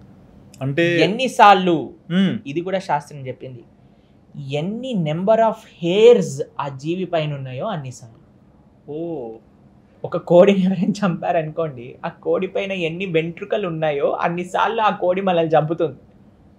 అలా ఎన్ని కోళ్ళని ఎన్ని వెంట్రుకలని ఎంతమంది చంపారో అంత రియాక్షన్ మనం అనుభవించాల్సి వస్తుంది అనమాట. అందుకే మీరు మళ్ళీ ఇంకొక విషయం అడిగారు, మరి ప్లాంట్స్ని చంపితే ప్రాబ్లం లేనిది పశువులను చంపితే ప్రాబ్లం ఏంటి? రెండిటికి లైఫ్ ఉన్నది కదా. అవును. ఎందుకు అనంటే శాస్త్రం మనకి ఒక విధిని చెప్పింది, ప్రాణులని హింస చేయకూడదు. కానీ నువ్వు బ్రతకాలి కదా జీవించడానికి, నువ్వు ఈ యొక్క శాకాహారాన్ని, ఆ ప్లాంట్స్ని స్వీకరించు. ఎవరు చెప్పారు? కృష్ణుడు భగవద్గీతలో పత్రం పుష్పం ఫలం తోయం యోమే భక్త ప్రయశ్చతి, ఇది కృష్ణుడు చెప్పింది. మనం ఏమన్నామండి ఇందాక, మన ప్రమాణం ఏంటి?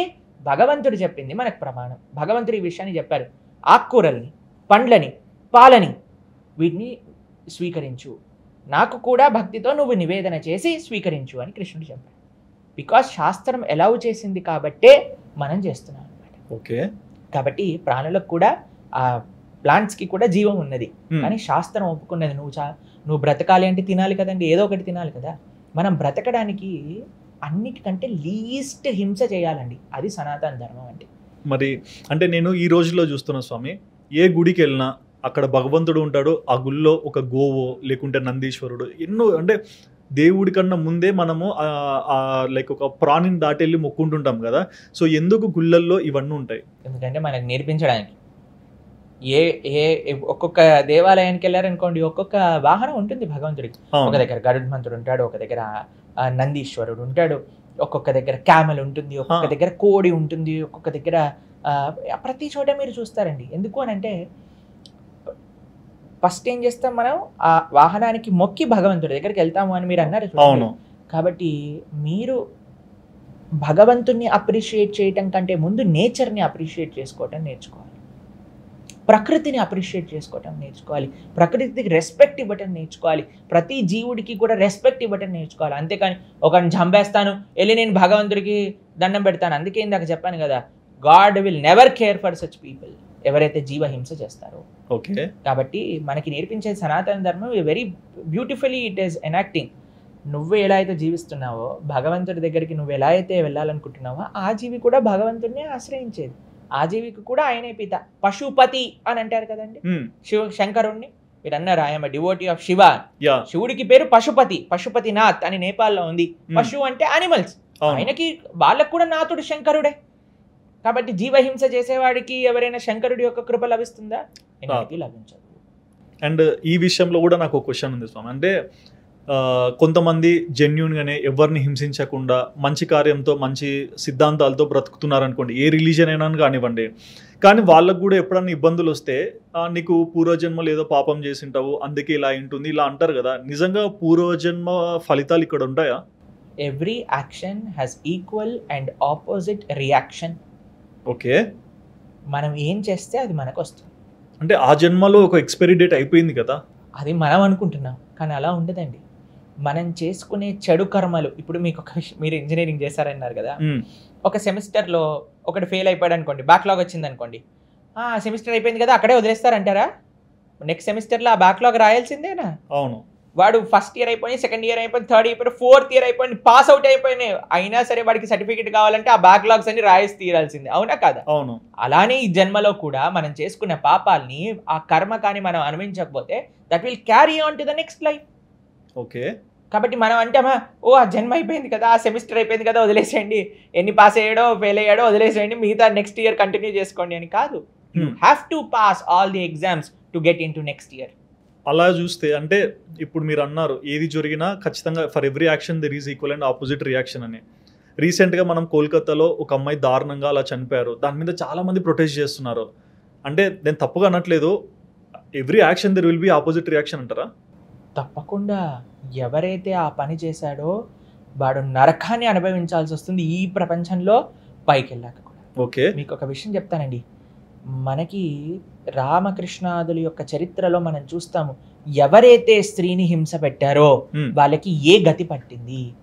అంత దుర్యోధనుడు తొడలు విడిగి పడిపోయాడు కురుక్షేత్ర యుద్ధంలో, కనీసం చూసేవాడు కూడా ఎవరు లేడు. రావణాసుడు సీతమ్మ తల్లిని అవమానించినందుకు 10 తలలున్న 10 తలలు తెగి మొత్తం సామ్రాజ్యాన్ని నాశనం చేసుకొని ఆ యుద్ధ భూమిలో పడిపోతే భార్య కూడా వచ్చి, ఒరే దుష్టుడా, నీ యొక్క ఇంద్రియ కంట్రోల్ నువ్వు చేసుకోలేకపోబట్టి ఇంత దుస్థితి వచ్చింది నీకు అని చీతు అని వెళ్ళింది. కానీ నేను దీనిలోనే ఒక మాట ఉంది నాకు, అంటే ఇప్పుడు మనం చూసుకోవచ్చు శ్రీరాముడు దేవుడు అందరు కొలుస్తారు, మరి అలాంటి దేవుడు ఎందుకు ఒక మంత్రం వేసి రావణాసునితో యుద్ధం ఆపించలేకపోయాడు, సీతని ఎన్నికి తెచ్చి ఒక మంత్రం జపించలేకపోయారు, వానర సైన్యం తీసుకొని ఒక సహాయంతో అంత దూరం వెళ్ళారు కదా, అదంతా లేకుండా ఆయన భగవంతుడు కాబట్టి ఇట్లా చిటికేసి ఒక మంత్రంతో ఎందుకు అదంతా మార్చలేకపోయారు? అసలు ఆయన రావణాసుని చంపాలి అని అనుకుంటే అసలు ఈ లోకానికి రావటం ఎందుకండి? వైకుంఠం నుంచి చిటికేసినా సరే పోతాడు. ఆ సంకల్ప బలం ఉంటే చాలు కదా, పోతాడు కదా. అంటే ఎందుకు ఆయన అవతారాలు స్వీకరిస్తారు అనేది, రావణాసుని చంపడానికి రాముడు అవతారం తీసుకోలేదండి. చాలా మంది అనుకుంటారు ఏదో కంసుని చంపడానికే కృష్ణుడు పుట్టాడు, రావణాసుని చంపడానికే రాముడు పుట్టాడు. Sorry, that is not the right understanding of అన్ అవతారం. చెప్తాను అసలు భగవంతుడు అవతారాన్ని ఎందుకు స్వీకరిస్తాడు అని. ఒక రాజుగారు మంత్రిని పిలిచి అడిగారట, అరే మీ దేవుడు అవతారాలు స్వీకరిస్తూ ఉంటారట కదా, ఎందుకు అవతారాలు స్వీకరించడానికి? మా దేవుడైతే అలా స్వర్గంలో కూర్చొని అన్నిటినీ అక్కడి నుంచి పరిపాలన చేస్తూ ఉంటాడు, మీ దేవుడు ఎందుకు ఈ లోకానికి మరలి వస్తారు అని అంటే, ఈ మంత్రి అన్నారట, రేపు ప్రొద్దున నది దగ్గరికి రా, నేను చెప్తాను అని అన్నట్టు. సరే అని నది దగ్గరికి వెళ్ళారు. ఒక పెద్ద పడవ లోపల రాజు వస్తే రాజు వెనకాల కాన్వాయ్ అంతా వస్తుంది కదండి, ఆ కాన్వాయ్ అంతా కూడా కూర్చుంది. మంత్రులు ఉన్నారు, భటులు ఉన్నారు, సైనికులు ఉన్నారు. రాజుగారు, ఈ మంత్రి, రాజుగారి చిన్న పిల్లవాడు కూడా ఉన్నాడు. ఓకే. నది మధ్యలోకి వెళ్ళింది పడవ. వెళ్ళంగానే ఆ చిన్ని పిల్లవాడిని తీసి ఈ మంత్రి నీళ్ళలో పడేశాడు.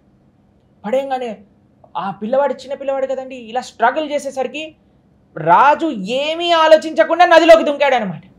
పిల్లవాడిని కాపాడేసుకొని ఒడ్డుకి తీసుకొచ్చి మంత్రిని అన్నాడు, అసలు ఎంత ధైర్యం ఉంటే నా పిల్లవాడిని నువ్వు నీళ్ళల్లో పడేస్తావు, ఎందుకు నా పిల్లవాడిని నీళ్ళల్లో పడేసావు అని అంటే మంత్రి అన్నాడు, అయ్యా నీ పిల్లవాడు పడిపోయాడు, సరే ఇంతమంది సైనికులు, ఇంతమంది భటులు, మంత్రులు వీళ్ళందరూ ఉండగా నువ్వే ఎందుకు దుంకావు నీళ్ళల్లోకి? నా పిల్లవాడంటే నాకు ప్రేమ, ఆయన నేను కాపాడుకోవడానికి నేనే వెళ్తా. అంతే అండి, మా భగవంతుడు కూడా అదే. మనందరం కూడా ఈ సంసార సాగరంలో మునిగిపోతూ ఉంటే మనల్ని కాపాడడానికి భగవంతుడు ఈ లోకానికి వచ్చాడు.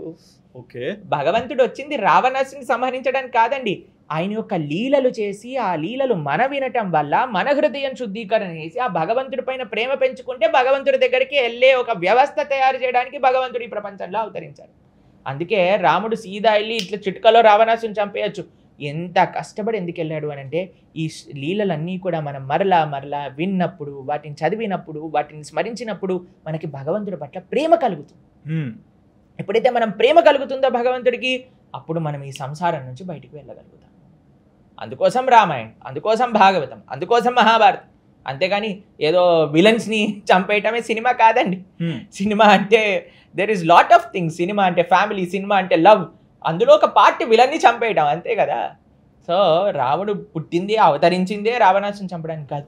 రాముడు అవతరించింది సీతమ్మ తల్లితో ప్రేమ పంచుకోవడానికి, రాముడు అవతరించింది లక్ష్మణస్వామి యొక్క సేవని స్వీకరించడానికి, రాముడు అవతరించింది ఒక గుహ అనే ఒక ట్రైబల్ ఆయనకి ఎంత ప్రేమ నుంచి ఎంబ్రేస్ చేసుకున్నాడు. ఒక శబరి, ఒక ట్రైబల్ ఉమెన్, ఆవిడ పెట్టిన పండని స్వీకరించడానికి, ఒక విభీషణుని రాక్షసుడు శరణాగతి చేసిన ఆయనను యాక్సెప్ట్ చేయడానికి, హనుమ అనే కోతి ఆయన దగ్గరకు వచ్చినా సరే ఆయనను యాక్సెప్ట్ చేయడానికి, ఎవ్రీ వాక్ ఆఫ్ లైఫ్ ఎవడైనా సరే భగవంతుడిని శరణాగతి పొందితే వారు భగవంతుడిని యాక్సెప్ట్ చేస్తాడు అని చూపించడానికి రాముడు అవతరించాడు. ఓకే. ఎవరైతే భగవంతుడికి విరుద్ధంగా ప్రయత్నిస్తారో, ఎవరైతే ఆ ధర్మాన్ని ఆచరిస్తారో వాళ్ళని నాశనం చేయడానికి కూడా భగవంతుడు పుట్టాడు. అదొక బ్రై ప్రోడక్ట్ అంతే. కానీ మెయిన్ థింగ్ తన భక్తులతో తాను లీల చేయడానికి, తన భక్తుల యొక్క ప్రేమను ఆస్వాదించడానికి, తన భక్తుల యొక్క సేవను స్వీకరించడానికి భగవంతుడు అవతరిస్తారు. ఈ ప్రజెంట్ డేస్లో చూస్తే స్వామి, ఒకప్పుడు చాలా మంది అంటే ఎక్కువ మంది డివోషనల్గా ఉండేవాళ్ళు, కానీ చాలా తక్కువ కనిపించేవాళ్ళు.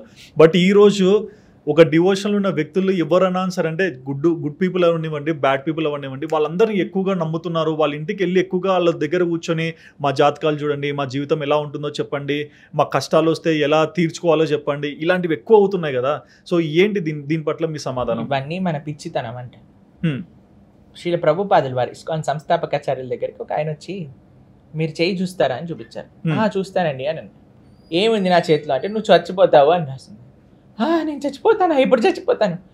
ఎప్పుడు చచ్చిపోతావు లేదు కానీ ఎన్నడో ఒక రోజు చచ్చిపోతావు అన్న. ఇప్పుడు చూడండి, ఏమున్నా సరే, ఇది మంచిగున్నా చెడున్నా ఎలా ఉన్నా సరే మనం ఒక రోజు పోవాల్సిందే కదండి. ఇప్పుడు ఇంటెలిజెన్స్ ఈజ్, ఇప్పుడు నేను ఒక దగ్గరికి వచ్చాను అనుకోండి, ఏమని ఆలోచిస్తా, అరే మా ఇంటికి వెళ్ళేటప్పుడు మా ఇంటికి వెళ్ళాల్సిన ఒక ఊరికి వచ్చామనుకోండి, ఆ ఊర్లో సెటిల్ అయిపోతామా, మళ్ళీ ఇంటికి వెళ్ళడానికి రిటర్న్ టికెట్ బుక్ చేసుకుంటాం కదా. ఈ ప్రపంచంలో కూడా we are temporary. Okay, we are just for whatever time we are. కొంతమందికి 100 ఏళ్ళు, కొంతమందికి 50 ఏళ్ళు, కొంతమందికి 70 ఏళ్ళు, వాట్ ఎవర్ టైం వీఆర్. కానీ మనం వెళ్ళాల్సింది మన ఊరు. అమీజాతో అంచాగాబా ముఖే రామ రామ ఘ్యాబా అంటారు తుకారాం మహారాజ్. మనందరం ఈ ప్రపంచానికి చెందిన వాళ్ళం కాదండి. We all belong to the spiritual world call Vaikuntham. మనం ఆ ప్రపంచం నుంచి ఈ లోకానికి వచ్చాం. ఈ ప్రపంచంలో కష్టాలు అనుభవిస్తూ ఉన్నాం అనమాట. మన జీవితం యొక్క కర్తవ్యం ఏమిటి అని అంటే, చేతిపైన ఏం రాస్తుంది, నా పేరు ఇలా పొడుగా రాయాలా, పొట్టిగా రాయాలా, ఒక నెంబర్ యాడ్ చేయాలా, ఏ రంగు ఉంగరం పెట్టుకోవాలి, ఏం ప్రాయశ్చిత్తం చేయాలి, వీటన్నిటిలో ఉండటానికి కాదండి మనం ఈ ప్రపంచంలోకి వచ్చాం. వీటన్నిటి నుంచి బయటపడడానికి వచ్చాం మనం ఈ ప్రపంచానికి. ఒక వ్యక్తి ఒక ఆస్ట్రాలజీ దగ్గరికి వెళ్ళాడు. ఓ జాతకాలు చెప్పాడు. ఆయన దగ్గరికి వెళ్ళి, అయ్యా నా జాతకం చూడండి అంటే చూశాడు. చూసి, నీకు చాలా పెద్ద దోషం ఉన్నది, నువ్వేం చేయంటే ఒక 10,000 రూపాయలు తెచ్చి నీకు పూజ చేసేస్తాను అన్నాడు. అయ్యా నా దగ్గర 10,000 లేవయ్యా అంటే, సరే ఒక పని చేయి 5,000 పూజ చేసేస్తాను. 5,000 లేవండి. ఒరే ఒక పని చేయి, ఒక 1,000 రూపాయలు ఇచ్చేసే పూజ చేసేస్తాను, తొందరగా సింపుల్ పూజ చేసేస్తాను, నీ దోషం పోతుంది. 1,000 రూపాయలు కూడా లేవండి నా దగ్గర. సరే 100 రూపాయలు ఈరా. 100 రూపాయలు కూడా లేవండి. 10 రూపాయలు ఉన్నాయా? 10 రూపాయలు కూడా లేవండి. 1 రూపాయి ఈరా చేస్తాను పూజ. 1 రూపాయి కూడా లేదండి. 1 రూపాయి కూడా లేని నీకు జాతకంలో ఏదైతే నీపైన ఉంటుందో ప్రభావం, వెళ్ళిపో ఆనందంగా ఉండు అని అన్నారట ఈ జాతకాలు చెప్పేట. ఏమీ లేని వాడికి ఏ కష్టం వస్తే ఏముంటుందండి, ఏం ప్రభావం లేదు. కాబట్టి ఈ ప్రపంచంలో మీరు చూసారనుకోండి, కష్టాలు సుఖాలు మనకి ఎంతైతే రాసి పెట్టుందో అంత మనం అనుభవించాల్సిందే. ఓకే, కాబట్టి దానికి మీరు కింద నుంచి పై వరకు తపస్సు చేసి అటు ఇటు నించొని తపస్సు చేసినా సరే మన కర్మ మనం అనుభవించకుండా పోదు. If somebody is telling like that, TV మాధ్యమాల్లో ఈ మధ్య చాలా ఈ జాతకాలు సరి చేస్తాము, ఆ పూజ చేయిస్తాము, ఈ పూజ చేయిస్తాము, తప్పకుండా అన్ని అబద్ధాలే. No, there is no need to listen to those things. ఒకటి చెప్పనా, మన చేతులు, మన యొక్క శరణాగతి, మన యొక్క భక్తి భగవంతుడి పైన ఉందనుకోండి, ఏ గ్రహము మన చేతి వెంట్రుక కూడా పీకలేదు. మీకు ఒక విషయం చెప్తాను, చెప్పండి. రావణాసురుడు తెలుసు కదా మీకు, రావణుడు. ఆయన సింహాసనం పైన కూర్చునేవాడు అనమాట. ఇలా ఆ సింహాసనానికి స్టెప్స్ ఉండేవి. ఏంటో తెలుసా అండి స్టెప్స్? రాహు, శని, కేతువు గ్రహాలు, ఒక్కొక్క గ్రహాన్ని కూర్చోబెట్టి వాళ్ళ తలపైన పాదం పెట్టి సింహాసనం వైపు ఎక్కేవాడు అనమాట. ఎవడు? రావణాసురుడు. అంత శక్తి. ఈ గ్రహాలన్నింటినీ కూడా ఎవరు కంట్రోల్ చేశాడు? రావణాసురుడు అనే ఒక అసురుడు కంట్రోల్ చేశాడు. అటువంటి రావణాసురుడిని సంహరించాడు రామచంద్రమూర్తి. మనం రావణ్ణి ఆశ్రయించినప్పుడు ఆ గ్రహాలు ఏం చేస్తాయండి? మనకి ఏమి చేయలేవు మనల్ని. కాబట్టి రామదాస్ గారు అన్నారు కదా, తక్కువేమి మనకు రాముడు ఒక్కడుండు వరకు. కాబట్టి మనం ఈ విషయాలలో పడి మోసపోకండి. ఏ గ్రహాలు మనల్ని ఏమి చేయలేవు ఎప్పటి వరకైతే మనం భగవంతుడిని ఆశ్రయిస్తాము. భగవంతుడితో భక్తితో ఉండండి. గీత, రామాయణ, భాగవతాదులు చక్కగా చదువుతూ ఉండండి. మంచి విషయాలు వింటూ ఉండండి. మన జీవితం అంతా it will be very happy. ఎందుకంటే మన ఇన్ఛార్జ్ డైరెక్ట్గా భగవంతుడు కాబట్టి. ఓకే, అది ఈ రోజుల్లో మనము చాలా మంది పూజ గదుల్లో చూస్తుంటాం, భగవద్గీత, రామాయణం ఇట్లాంటివి ఉంటాయి, కానీ తెరచరు, చదవరు. కానీ అక్కడ ఉండడం వల్ల ఏమైనా ప్రయోజనం ఉందా? మీరు ఇంట్లో అన్ని సామాన్లు ఫ్రిడ్జ్లో ఉండటం వల్ల ప్రయోజనం ఉందా? లేదా దాన్ని ఫ్రిడ్జ్లోంచి తీసి వండి మన ప్లేట్లో పెట్టి మనకిస్తే ప్రయోజనం ఉందా? అదే గీతా భాగవతాదులు కూడా. అందరూ పూజ చేసేసి, ఆరతులు ఇచ్చేసి, కుంకుమ పసుపులు వేసేసి దాన్ని మొత్తం కూడా ఒక రంగే మార్చేస్తారు. దానివల్ల ఏం ప్రయోజనం రాదండి. గీత చదవాలి, భాగవతం చదవాలి, రామాయణం చదవాలి. ఎప్పుడైతే చదువుతామో కృష్ణం వందే జగద్గురుం అని అన్నారు. ఆయన అందరికీ గురువు. ఎందుకు? గీత మాధ్యమంగా అందరికీ గురువు. ఎవరైనా సరే గీత విన్నా, గీత చదివినా వాళ్ళ జీవితం పరివర్తన అవ్వకుండా ఉండనే ఉండదు. ఓకే. మనకి చాలా మంది అంటారు, మీరు చూడండి ప్రపంచవ్యాప్తంగా ఎంతో మంది పాశ్చాత్య దేశస్తులు కూడా ఇస్కాన్ డివోటీస్, తెలుసు కదా మీకు, కృష్ణ భక్తులు. మీరు ఇంటర్నెట్ లో చూస్తూ ఉంటారు, అందరూ తిలకం పెట్టుకొని, చీర కట్టుకొని, శిఖ పెట్టుకొని. వెనెవర్ వి గో, ఎప్పుడైనా మేము భారతదేశం దాటి బయటికి వెళ్ళినా సరే, ఎనీ కంట్రీ మేము వెళ్ళినా సరే, అక్కడ అందరూ వెస్టర్నర్స్ హ్యాపీగా డివోషనల్ లైఫ్. మేము ఆస్ట్రేలియాలో we were just sitting in airport, మేము సిడ్నీ నుంచి మెల్బోర్న్ వెళ్ళాలన్నమాట. ఒక ఆయన వచ్చి హరే కృష్ణ ప్రభు అని అన్నారు. నేను చూస్తుంటే ఒక ఆస్ట్రేలియన్ అయితే అన్న, oh Hare Krishna, how do you know about Hare Krishnas అని అంటే, oh my mother is an ISKCON devotee and I'm also ISKCON devotee అని నా పక్కన కూర్చొని చెప్తున్నాను అనమాట. నేను ఎలా భగవద్గీత చదివాను ఏంటి. మనం ఏం మ్యాజిక్లు నీళ్లు జల్లి అచ్చేసి ఇచ్చేసి మతం మార్చామండి. మనం ఏదో డబ్బులు ఇస్తే మీరు మతం మారిపోండి, అచ్చేస్తే మతం మారిపోండి, అవన్నీ మన దగ్గర ఉండవు. మనము వి ప్రీచ్ ఫిలాసఫీ. అందుకే మనం అంటారు, అరే ఇస్కాన్ మత మార్పిడి చేయట్లేదా? మత మార్పిడి చేయట్లేదు. We are presenting philosophy. ఆ కృష్ణ తత్వంలో ఉండే ఆనందాన్ని, ఆ కృష్ణుడిచ్చిన ఆ మెసేజ్ని అర్థం చేసుకున్న వాళ్ళు సనాతన ధర్మం వైపు వస్తున్నారు. ఎందుకంటే ఉన్నది ఒకటే ఒక ధర్మం. ఎవ్రీథింగ్ ఈజ్ అన్ రిలీజియన్, ఒక మతం. కానీ ధర్మం ఒక్కటే, అది సనాతన ధర్మము. అంటే ఇప్పుడు కొన్ని రిలీజియన్స్ అంటే మనం చూస్తున్నాము, ఎన్ని స్టేట్స్ ఉంటాయో అన్ని రకాల మనుషులు ఉంటారు, అన్ని రకాల రిలీజియన్స్ కూడా మనకు కనిపిస్తుంటాయి. బట్ వేరే రిలీజియన్స్ వాళ్ళకి ఏం చెప్తారు మీరు? మీ రిలీజియన్ని మీరు చక్కగా ఫాలో అవ్వండి, వేరే వాళ్ళని దూషించకండి. ఓకే. వేరే వాళ్ళని, ఇప్పుడు మనం కూడా వేరే వాళ్ళ గురించి మాట్లాడాల్సిన అవసరం లేదండి. ఎప్పటి వరకు వేరే మతాలని అగౌరవపరిచేంత వరకు. ఇప్పుడు why we are raising voice against different religions ఏంటంటే, మన సనాతన ధర్మం అనుకోండి, భారతదేశం అనుకోండి, always has been very tolerant.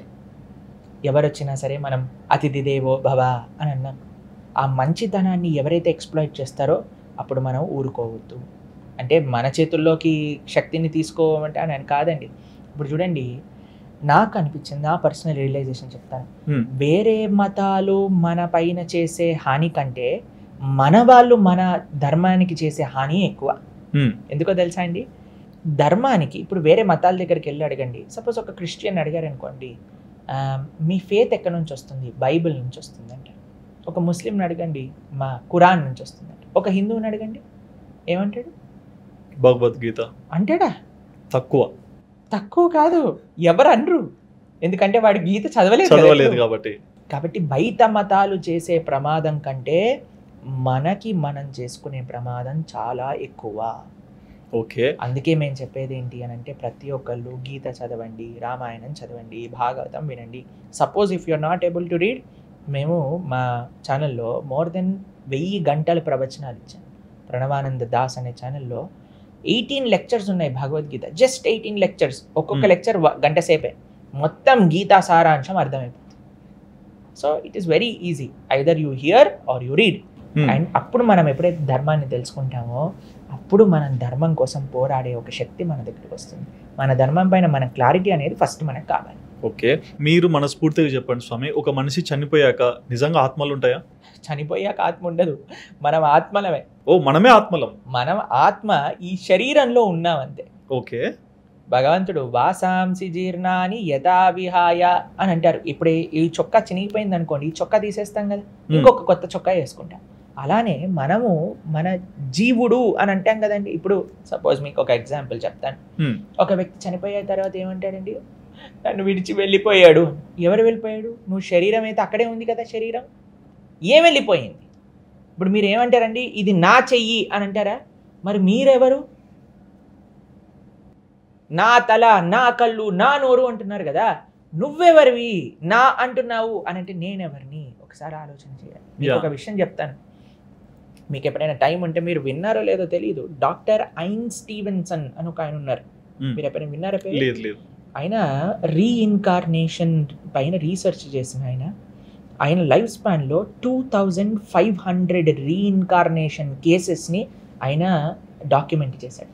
2500 cases. మీకు ఒక విషయం చెప్తాను, ముంబైలో ఒక మా రాధా గోపీనాథ్ టెంపుల్, మేము ఎక్కడైతే ఉంటామో అక్కడ ఒక ఆధ్యాత్మిక ప్రవచనంలో రీఇన్కార్నేషన్ గురించి మాట్లాడుతూ ఉంటే అందులో ఉండి ఒక పార్టిసిపెంట్ నించున్నారనమాట.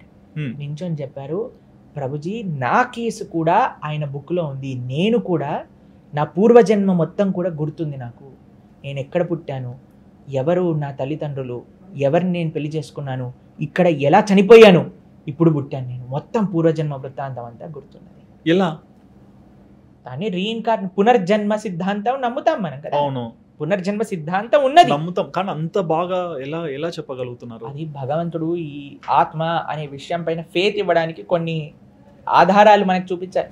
ఇగో అందరికంటే బెస్ట్ ఏంటో తెలుసా అండి, శాస్త్రముల నుంచి విని అర్థం చేసుకునేవాడు.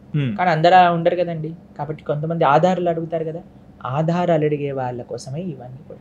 ఓకే, మీరు చూసారనుకోండి, ఒక చిన్న పిల్లవాడు మనకి ఒక ఒక ప్రదేశంలో పుట్టాడు. పుట్టినప్పటి నుంచి నేను మా ఊరికి వెళ్ళాలి, మా ఊరికి వెళ్ళాలి, మా ఊరికి వెళ్ళాలి. అరే ఏంట్రా నీ ఊరు, ఎక్కడికి వెళ్ళాలి నువ్వు అని అంటే, నన్ను ఈ ఊరికి తీసుకెళ్ళండి. పాపం వాళ్ళ అమ్మా నాన్న భరించలేక వీడు బాధ ఊరికి తీసుకెళ్ళారు, ఒక వేరే ఊరికి తీసుకెళ్ళంగానే పరిగెత్తుకుంటూ ఒక ఇంటికి వెళ్ళిపోయారనమాట.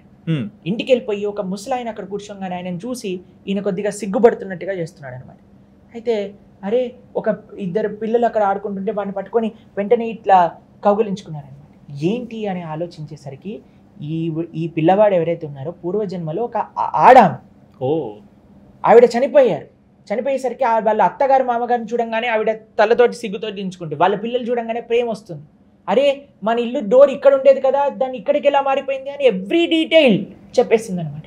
ఓకే, కాబట్టి మీరు అటు రీఇన్కార్నేషన్ విధంగా ఆలోచించిన, లేదా ఇప్పుడు చూడండి ఒక్కొక్కరికి ఒక స్వభావం వస్తుంది, పుట్టంగానే ఒక్కొక్కరికి ఒక్కొక్క ఇంట్రెస్ట్ అనేది వస్తుంది.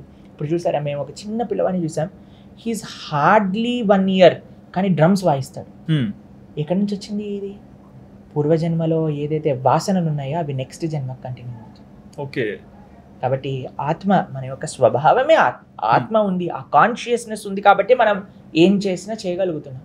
ఆ ఫీలింగ్స్ అవన్నీ ఎక్కడి నుంచి వస్తున్నాయి? ఆత్మ నుంచి వస్తున్నాయి. కాబట్టి మనం ఎప్పుడైతే చనిపోతామో ఆ ఆత్మ అనేది నెక్స్ట్ జర్నీకి వెళ్తుంది అనమాట. కొన్ని స్టాప్స్ ఉంటాయి, స్వర్గం మళ్ళీ నెక్స్ట్ బాడీ, నరకం మళ్ళీ నెక్స్ట్ బాడీ. ఏది చేసినా సరే మళ్ళీ ఒక శరీరం పొందాల్సి వస్తుంది. ఎప్పటి వరకు? భగవంతుణ్ణి ఆశ్రయించని వరకు. ఎవరైతే భగవంతుణ్ణి ఆశ్రయిస్తారో వాళ్ళకి మళ్ళీ ఈ లోకంలో పునర్జన్మ అనేది ఉంటుంది అనమాట. మీరు మొదట్లో ఒక మాట అన్నారు, అంటే జీవుల్ని చంపడం తప్పు, అది ఒక నెగిటివ్ వైబ్ వస్తుంది, ఆ పాపం మనుషులకే అని. కానీ కొన్ని పెద్ద ప్రఖ్యాతమైన గుళ్ళల్లో కూడా జీవుల్ని బలిచ్చి పూజలు చేస్తారు స్వాములు. అంటే లైక్ ఉన్న కొంతమంది మంత్రాలు చదివే వాళ్ళు ఉంటారు కదా, లైక్ బ్రాహ్మిన్స్ కానీ ఇంకొకరు కానీ, అది ఎట్లా తప్పు? అంత వేద మంత్రాలు దేవుళ్ళ ముందర చదివి మరీ చేస్తారు. ఎవరు అలా చేయరండి, ఇది ఒక ప్రక్రియ. ఎవరైతే దీన్ని సపోర్ట్ చేస్తారో, కొంతమంది ఇంటర్నెట్లో కూడా ఈ మధ్య కాలంలో ఇలాంటివన్నిటిని కూడా పిచ్చి పైత్యాలను కూడా ఎక్కిచ్చేస్తున్నారు. మీరు ఒక చెప్తానండి, ఒక అమ్మవారి ముందు ఒక బలి ఇస్తున్నారు మీరు అంటే మీరు ఏమంటారంటే అమ్మవారు అని అంటారు, అమ్మ అని అంటున్నాం కదా.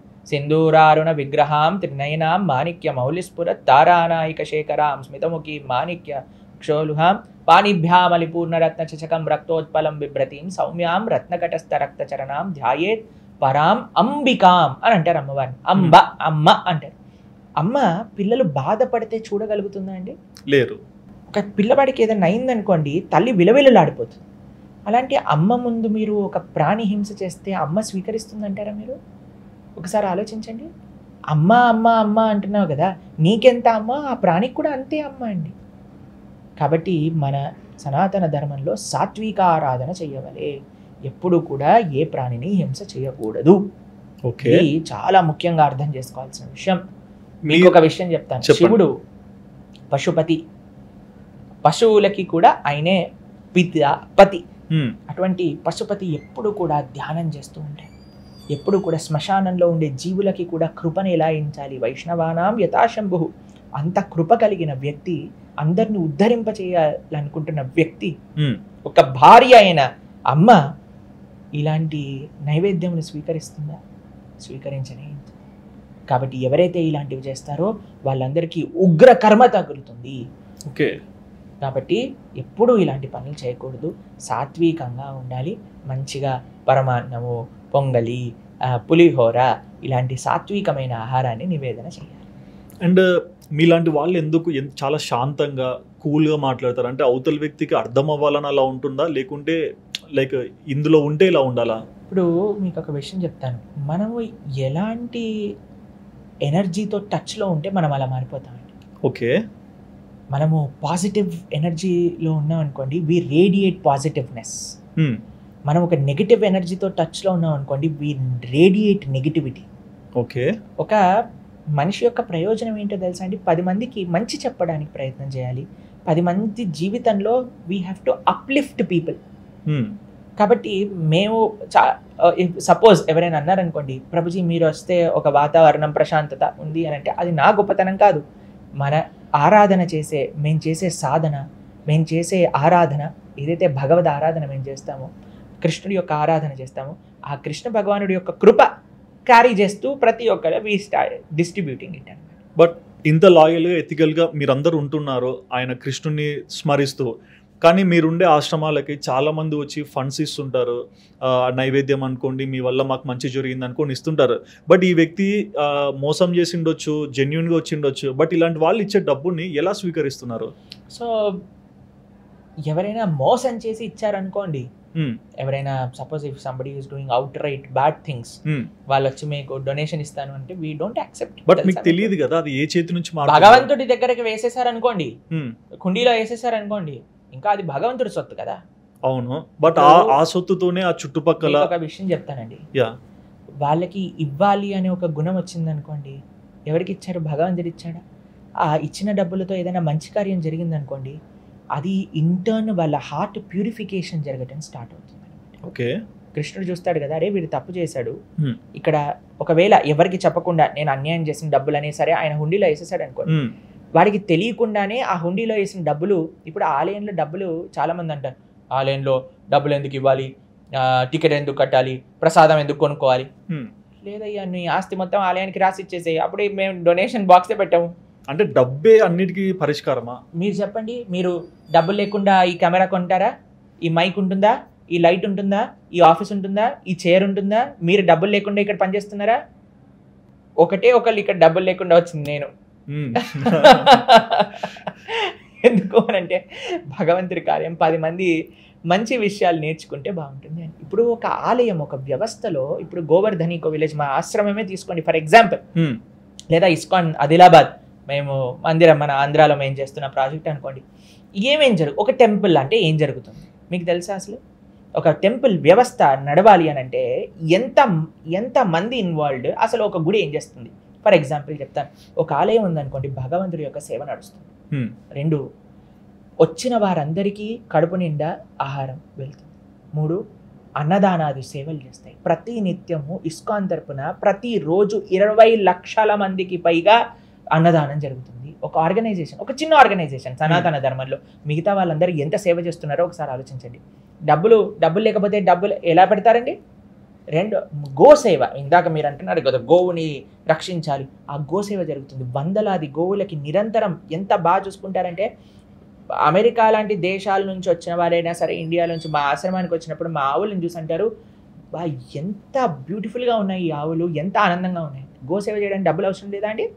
అవసరమే. భగవంతుడి యొక్క సేవ చేయాలన్నా, సమాజానికి సేవ చేయాలన్నా, పాల్గర్ అనే డిస్టిక్లో గోవర్ధన్ ఈకో విలేజ్ ద్వారా కొన్ని వందల మంది ఫార్మర్స్కి ఒక ఆర్గానిక్ పెస్టిసైడ్స్ లేకుండా ఆర్గానిక్ ఫార్మింగ్ ఎలా నేర్చుకోవాలి, వాటికి కావాల్సిన బర్మీ కంపోస్ట్ ఏంటి, అక్కడ ఉండే విలేజ్ ఉమెన్కి ఎంపవర్మెంట్ ఏంటి, ఆదిలాబాద్ టెంపుల్ వైపు నుంచి అన్నదానం ఏమిటి, ఉత్సవాలు చేయటం ఏంటి, తర్వాత పిల్లలకి మంచి మార్గంలో యూత్ కౌన్సిలింగ్ ఏంటి, ఇవన్నీ ఎలా జరుగుతాయండి? ఇంతకుముందు ఎవరు అడిగేవాళ్ళు కాదండి, ఒక పని చేసేవాళ్ళు, గృహస్థుల యొక్క రెస్పాన్సిబిలిటీగా రాజులు చూసుకునేవారు ఆలయ వ్యవస్థలు. ఇప్పుడు ఈ టెంపుల్స్ అన్నీ కూడా ఇంత పెద్ద పెద్ద గుళ్ళు ఎందుకు కట్టారండి? ఒక రాజుకి ఆ సంకల్పం ఉండింది, ఆ రాజు మొత్తం సర్వస్వము ఆ ఆలయానికి ఇచ్చి ఆలయాన్ని నడిపించేవారు. ఇప్పుడు ఎవరు చేస్తున్నారు ఆ పని? కాబట్టి ఇప్పుడు డొనేషన్ వస్తే, డొనేషన్ ఇవ్వడానికి సినిమా థియేటర్కి వెళ్ళి 500 రూపాయలు 1000 రూపాయలు పెట్టి నీకు సినిమా చూడటంలో సిగ్గులేంది, ఆలయంలోకి వచ్చి 100 రూపాయలు వేయడానికి నేను ఎందుకు వేయాలి టెంపుల్లో డొనేషన్? చెప్పండి మీరు, what is right, what is wrong, where you are spending లక్షల రూపాయలు అనవసరమైన ఒక చిన్న ఒక 100 minutes ఎంజాయ్మెంట్కి you're willing to spend so much. కానీ ఒక ఆలయం ఒక కడుపుని నింపుతుంది, ఒక గోవుని సంరక్షిస్తుంది, ఒక భగవంతుడి యొక్క సేవ చేస్తుంది, సనాతన ధర్మాన్ని ముందుకు తీసుకొస్తుంది, ఒక ఆలయ వ్యవస్థ ద్వారా ఎంత మంచి జరుగుతుంది ప్రపంచానికి. అక్కడ ఇవ్వడానికి ఏడుస్తున్నారు కదా, how is that justified? Yeah మీ అంటే మీ పరంగా చూస్తే ఇట్స్ లాయల్. ఎందుకంటే ఎక్కడెక్కడో ఏదేదో ఎంటర్టైన్మెంట్ కోసం ఇంత పెట్టేవాళ్ళు దేవుడి దగ్గరికి వెళ్ళి 10 మంది వచ్చే దాంట్లో చేయడంలో తప్పు లేదు. ఓకే, అండ్ మీరు స్వయంగా మీ జీవితంలో చాలా ట్రావెల్ చేసి ఉంటారు కదా, ఈ రోజు ఈ స్టేజ్ వరకు ఉన్నారు. ఒకప్పుడు ఇది అంతా లేదు, తర్వాత జాయిన్ అయ్యారు. సో ఇప్పుడు మీరు స్పిరిచువల్గా ఉన్నప్పుడు మీరు తెలుసుకుంది ఏంటి? ఎవరైనా ఆనందం కోసం వెతుకుతూ ఉంటే మా ఆధ్యాత్మిక మార్గం అనేది ఓపెన్గా ఉంది. ఓకే, ఎందుకంటే ఈ ప్రపంచంలో ఎక్కడ ఆనందం లేదు, కేవలం భగవంతుడి యొక్క సేవలోనే ఆనందం ఉంది. నాకు ఎంజాయ్మెంట్ కావాలి కావాలి కావాలి అని ప్రపంచం అంతా రన్ చేస్తుంది. ఒక్క నిమిషం ఆగి మీరు సేవలో ఉండే ఆనందాన్ని కానీ రుచి చేశారనుకోండి, ఈ ప్రపంచంలో ఉండే ఎంత పెద్ద ఎంజాయ్మెంట్ అయినా సరే ఒక చిన్న తృణంలా మారిపోతుంది అనమాట. కాబట్టి మా ఆధ్యాత్మిక ప్రయాణం ఎప్పటికీ కూడా from day 1 till now has been very very happy and very very nourishing. ఎందుకు అని అంటే మేము చేసే సేవ వల్ల మా కోసం అంటూ మాకేం వద్దండి. మేము ఏం చేసినా సమాజం కోసం, దేశం కోసం, ధర్మం కోసం చెయ్యాలి అనే ఒక సంకల్పంతో ఉంటాం కాబట్టి. ఓకే, అండ్ ఒక ఫైనల్ క్వశ్చన్. సో బేసిక్గా చాలామంది ఏంటంటే ఏదైనా రోజు ఒక పని చేయాలంటే క్యాలెండర్ తెరుస్తారు, దుర్ముహూర్తం ఉంది, మంచి ముహూర్తం ఉంది, రాహుకాలం ఇవన్నీ అంటారు కదా. సో ఇలాంటివి నమ్మొచ్చా? అవసరం లేదు. ఎవరైతే భగవంతుని నమ్ముతారో ఇవన్నీ నమ్మాల్సిన అవసరం లేదు. ఎవరైతే భగవంతుని నమ్మరో ఇవన్నీ నమ్మాల్సిన అవసరం ఉంటుంది. మీరందరూ కూడా ఇందాక మనం మాట్లాడుకున్నాం కదా, భగవంతుడి పైన భారం వేసి భగవంతుడు చెప్పిన మార్గంలో కానీ మనం ధార్మికంగా నడుస్తూ ఉంటే మీ రెస్పాన్సిబిలిటీ భగవంతుడిది. ఆయన ఎప్పుడూ మనల్ని ఏమీ కానివ్వకుండా ఆయన రక్షిస్తాడు. కాబట్టి ఆ యొక్క దృఢ నిశ్చయంతో మనం భగవంతుడు యొక్క శరణాగతి చేయాలి. అప్పుడు ఇలాంటివి ఏమీ మనల్ని ఓకే. మరో క్వశ్చన్, లాస్ట్ క్వశ్చన్. శ్రీకృష్ణుడికి గోవుకి చాలా అపురూపమైన బంధం ఉందని చెప్తారు. సో మీరు స్వయంగా భగవద్గీత చదివింటారు, దానిలో మీరు చాలా నేర్చుకుంటారు. మాకు తెలియని జ్ఞానం కూడా మీ దగ్గర కొన్ని ఉండొచ్చు. సో మీరేం చెప్తారు వాటి గురించి? ఆయనకి గోవులు అంటే ఇష్టం, ఎందుకంటే గోవులకి కృష్ణుడు అంటే చాలా ఇష్టం. కృష్ణుడికి గోవులు అంటే చాలా, కృష్ణుడికి అందరంటే ఇష్టం అండి. అంటే ఆ గోసేవ ఇవన్నీ అంటారు కదా, ఎందుకు అని అంటే ఒక విషయం చెప్తాను మీకు. గోవు అమ్మ ఎందుకు అని అంటే మనం ఆవు యొక్క పాలను స్వీకరిస్తాం కాబట్టి. కృష్ణుడికి బృందావనంలో ఆవు స్వయంగా వచ్చి పాలను అందిస్తూ ఉండేదన్నమాట. ఎంత ప్రేమ కృష్ణుడు అంటే ఆవులకి అని అంటే, ఒకసారి కృష్ణుడికి యశోదమ్మ చెప్పింది, రేపటి నుంచి నువ్వు ఆవులను తీసుకొని ఫారెస్ట్కి వెళ్ళాలి అని చెప్పి. అప్పుడు కృష్ణుడు అన్నాడు, సరే అమ్మ నేను వెళ్తాను, నాన్న నువ్వు ఫారెస్ట్కి వెళ్తావు కదా, ముళ్ళు గుచ్చుకుంటాయి కాబట్టి నీకు కొత్త చెప్పులు చేసి ఇచ్చిందనమాట యశోదమ్మ. కృష్ణుడు అన్నాడు, మరి ఆవులకు గుచ్చుకోవా ముళ్ళు అంటే, ఆవులకు గుచ్చుకుంటే నాన్న అది వాళ్ళకి అలవాటే అంటే. కృష్ణుడు అన్నాడు, ఆవులందరికీ చెప్పులు ఇస్తే నేను వేసుకుంటా, లేకపోతే నేను వేసుకోను అంటే. యశోదమ్మ ఇంట్లో ఎన్ని ఆవులు ఉన్నాయో తెలుసా అండి? 9 లక్షల ఆవులు ఉండేవి. 9 లక్షలు? 9 లక్షల ఆవులకి చెప్పులు వేయాలంటే ఎన్ని చెప్పులు వేయాలో ఒకసారి ఆలోచన చేయండి. యశోదమ్మ అన్నది, ఒరే ఇన్ని లక్షల చెప్పులు నేను ఎక్కడి నుంచి తీసుకొని రానురా అంటే, నేను కూడా చెప్పులు వేసుకోను, ఆవులకి చెప్పులు వేస్తేనే నేను వేసుకుంటా. ఈ విషయం ఒక గోవు విన్నదట అండి. అయ్యో, కృష్ణుడు మనకి చెప్పులు వేస్తేనే ఆయన వేసుకుంటాడని మారం చేస్తున్నాడు, కానీ బృందావనంలో నడుస్తే మా స్వామికి ఏ ముళ్ళు గుచ్చుకుంటుందో, ఏ రాయి గుచ్చుకుంటుందో అని యశోదమ్మ నంద భవనంలో ఉండే గోవులన్నీ కూడా రాత్రంతా తమ కట్లని తెంపుకొని బృందావనంలో ఉండే ప్రతి మట్టిని, ప్రతి ముళ్ళుని తమ పాదాలతో మొత్తం తొక్కి తొక్కి తొక్కి పౌడర్ చేసేసాయి. కృష్ణుడికి ఏం అవ్వకూడదు. ఇప్పటికీ మీరు బృందావనానికి వెళ్తే ఆ మట్టి ఎలా ఉంటుందో తెలుసా అండి? మక్మల్ తెలుసా మీకు? మక్మల్ క్లాత్ ఎలా ఉంటుందో అలా ఉంటుంది మట్టి. కృష్ణుడికి ఒక్క తృణం, ఒక చిన్న ముళ్ళును కూడా గుచ్చనివ్వకుండా చేశాయి అనమాట గోవులు. అంత ప్రేమ భగవంతుడండి. అంత ప్రేమ గోవులకి భగవంతుడి పైన ఉంది, భగవంతుడికి గోవుల పైన ఉంది. ఆయన రోజు మాల చేసేవాడు. ఆవు ఒక్కొక్క పేరు, ఆయనకి అన్ని ఆవుల పేర్లు కూడా నోటికి తెలుసు అనమాట. 9 లక్షల ప్రతి రోజు కూడా కౌంట్ చేసి ఉండేవాడు కృష్ణుడు. ఒక చెట్టు పైన కూర్చొని తేర్ కదం అనే చెట్టు పైన కూర్చొని కౌంట్ చేస్తూ ఉండేవాడు.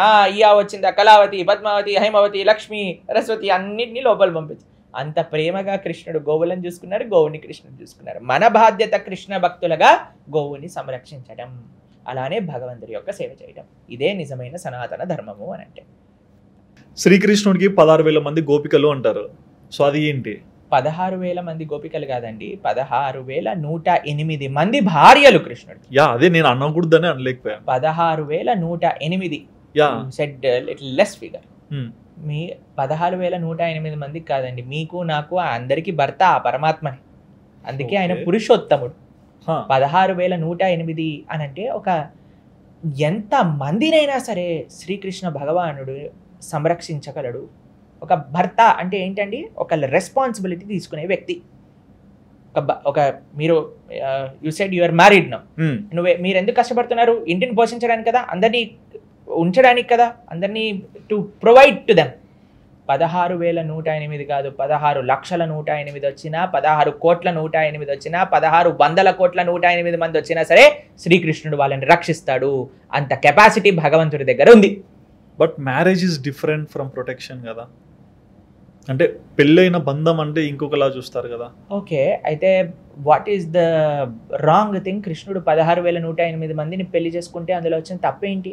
అంటే ఈ రోజుల్లో మనం చూస్తే అంటే ఈ ధర్మాలు. ఓకే, అయితే కృష్ణుడు లాగా 16,108 మందిని ఎందుకు పెళ్లి చేసుకున్నాడు అని జడ్జి చేసే ముందు కృష్ణుడు లాగా గోవర్ధనాన్ని కూడా ఎత్తటం నేర్చుకోవాలి. కృష్ణుడు ప్రహసన అని ఒక పర్వతం పై నుంచి ఒక లాంగ్ జంప్ చేస్తే ఆయన సేఫ్ ల్యాండింగ్ అయ్యి ఒక చిన్న స్క్రాచ్ కూడా రాలేదన్నమాట. పరమాత్మతో కంపేర్ చేసుకోవాలి అని అంటే ప్రతి ఒక్క విషయంలో కంపేర్ చేసుకోవాలండి. కేవలం 16,108 మందితో మాత్రమే కంపేర్ చేసుకోకూడదు. కృష్ణుడు చేసిన ప్రతి ఒక్కరి, ఒకసారి బృందావనంలో మొత్తం అగ్ని, ఒక ఫారెస్ట్ ఫైర్ వచ్చినప్పుడు కృష్ణుడు అనగానే మొత్తం ఫారెస్ట్ ఫైర్ నోట్లోకి వెళ్ళిపోయింది. కాళీయుడు అనే ఒక సర్పం పైన ఆయన డాన్స్ చేశారు. 7 రోజులు 7 రాత్రులు ఒక గోవర్ధనం అనే ఒక 21 మైళ్ళు, ఇప్పుడు మనం చూస్తే కిలోమీటర్లు ఉండే గోవర్ధన పర్వతాన్ని ఎడమ చేతి చిట్కని వేలు పైన నించొని ఆయన ధరించారు. ఆ శక్తి ఉన్నదా? లేదు. 16,108 మంది వివాహం చేసుకున్నట్టే మీకు తెలిసినప్పుడు ఇంకొక విషయం చెప్పిన, 16,108 మంది ఒకటే కృష్ణుడు వివాహం చేసుకోలేదు. 16,108 స్వరూపాలతో కృష్ణుడు మల్టిప్లై అయ్యి వివాహం చేసుకున్నాడు. ఓకే, భాగవతం అందుకే కంప్లీట్ నాలెడ్జ్ కావాలండి మనకి.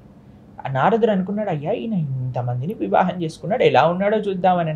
ఒక ప్యాలెస్లోకి వెళ్ళాడు, రుక్మిణీదేవితో మాట్లాడుతున్నాడు. ఇంకో ప్యాలెస్లోకి వెళ్ళాడు, సత్యభామతో పాచికలు ఆడుతున్నాడు. ఇంకో ప్యాలెస్లోకి వెళ్ళాడు, జాంబవతి యొక్క పిల్లలతో ఆడుకుంటున్నాడు. ఇంకొక ప్యాలెస్కి వెళ్ళాడు, దానం చేస్తున్నాడు. ఇంకొక ప్యాలెస్కి వెళ్ళాడు, సంధ్యావందనం చేస్తున్నాడు. ఇంకో ప్యాలెస్కి వెళ్ళాడు, అక్కడ ఉద్ధవుడితో కూర్చొని మాట్లాడుతున్నాడు. ఇంకొక ప్యాలెస్కి వెళ్ళాడు, ఇంట్లో ఏదో పని చేస్తున్నాడు. ఇంకొక ప్యాలెస్కి వెళ్ళాడు, ఏదో రాజా వ్యవహారాన్ని చూసుకుంటున్నాడు.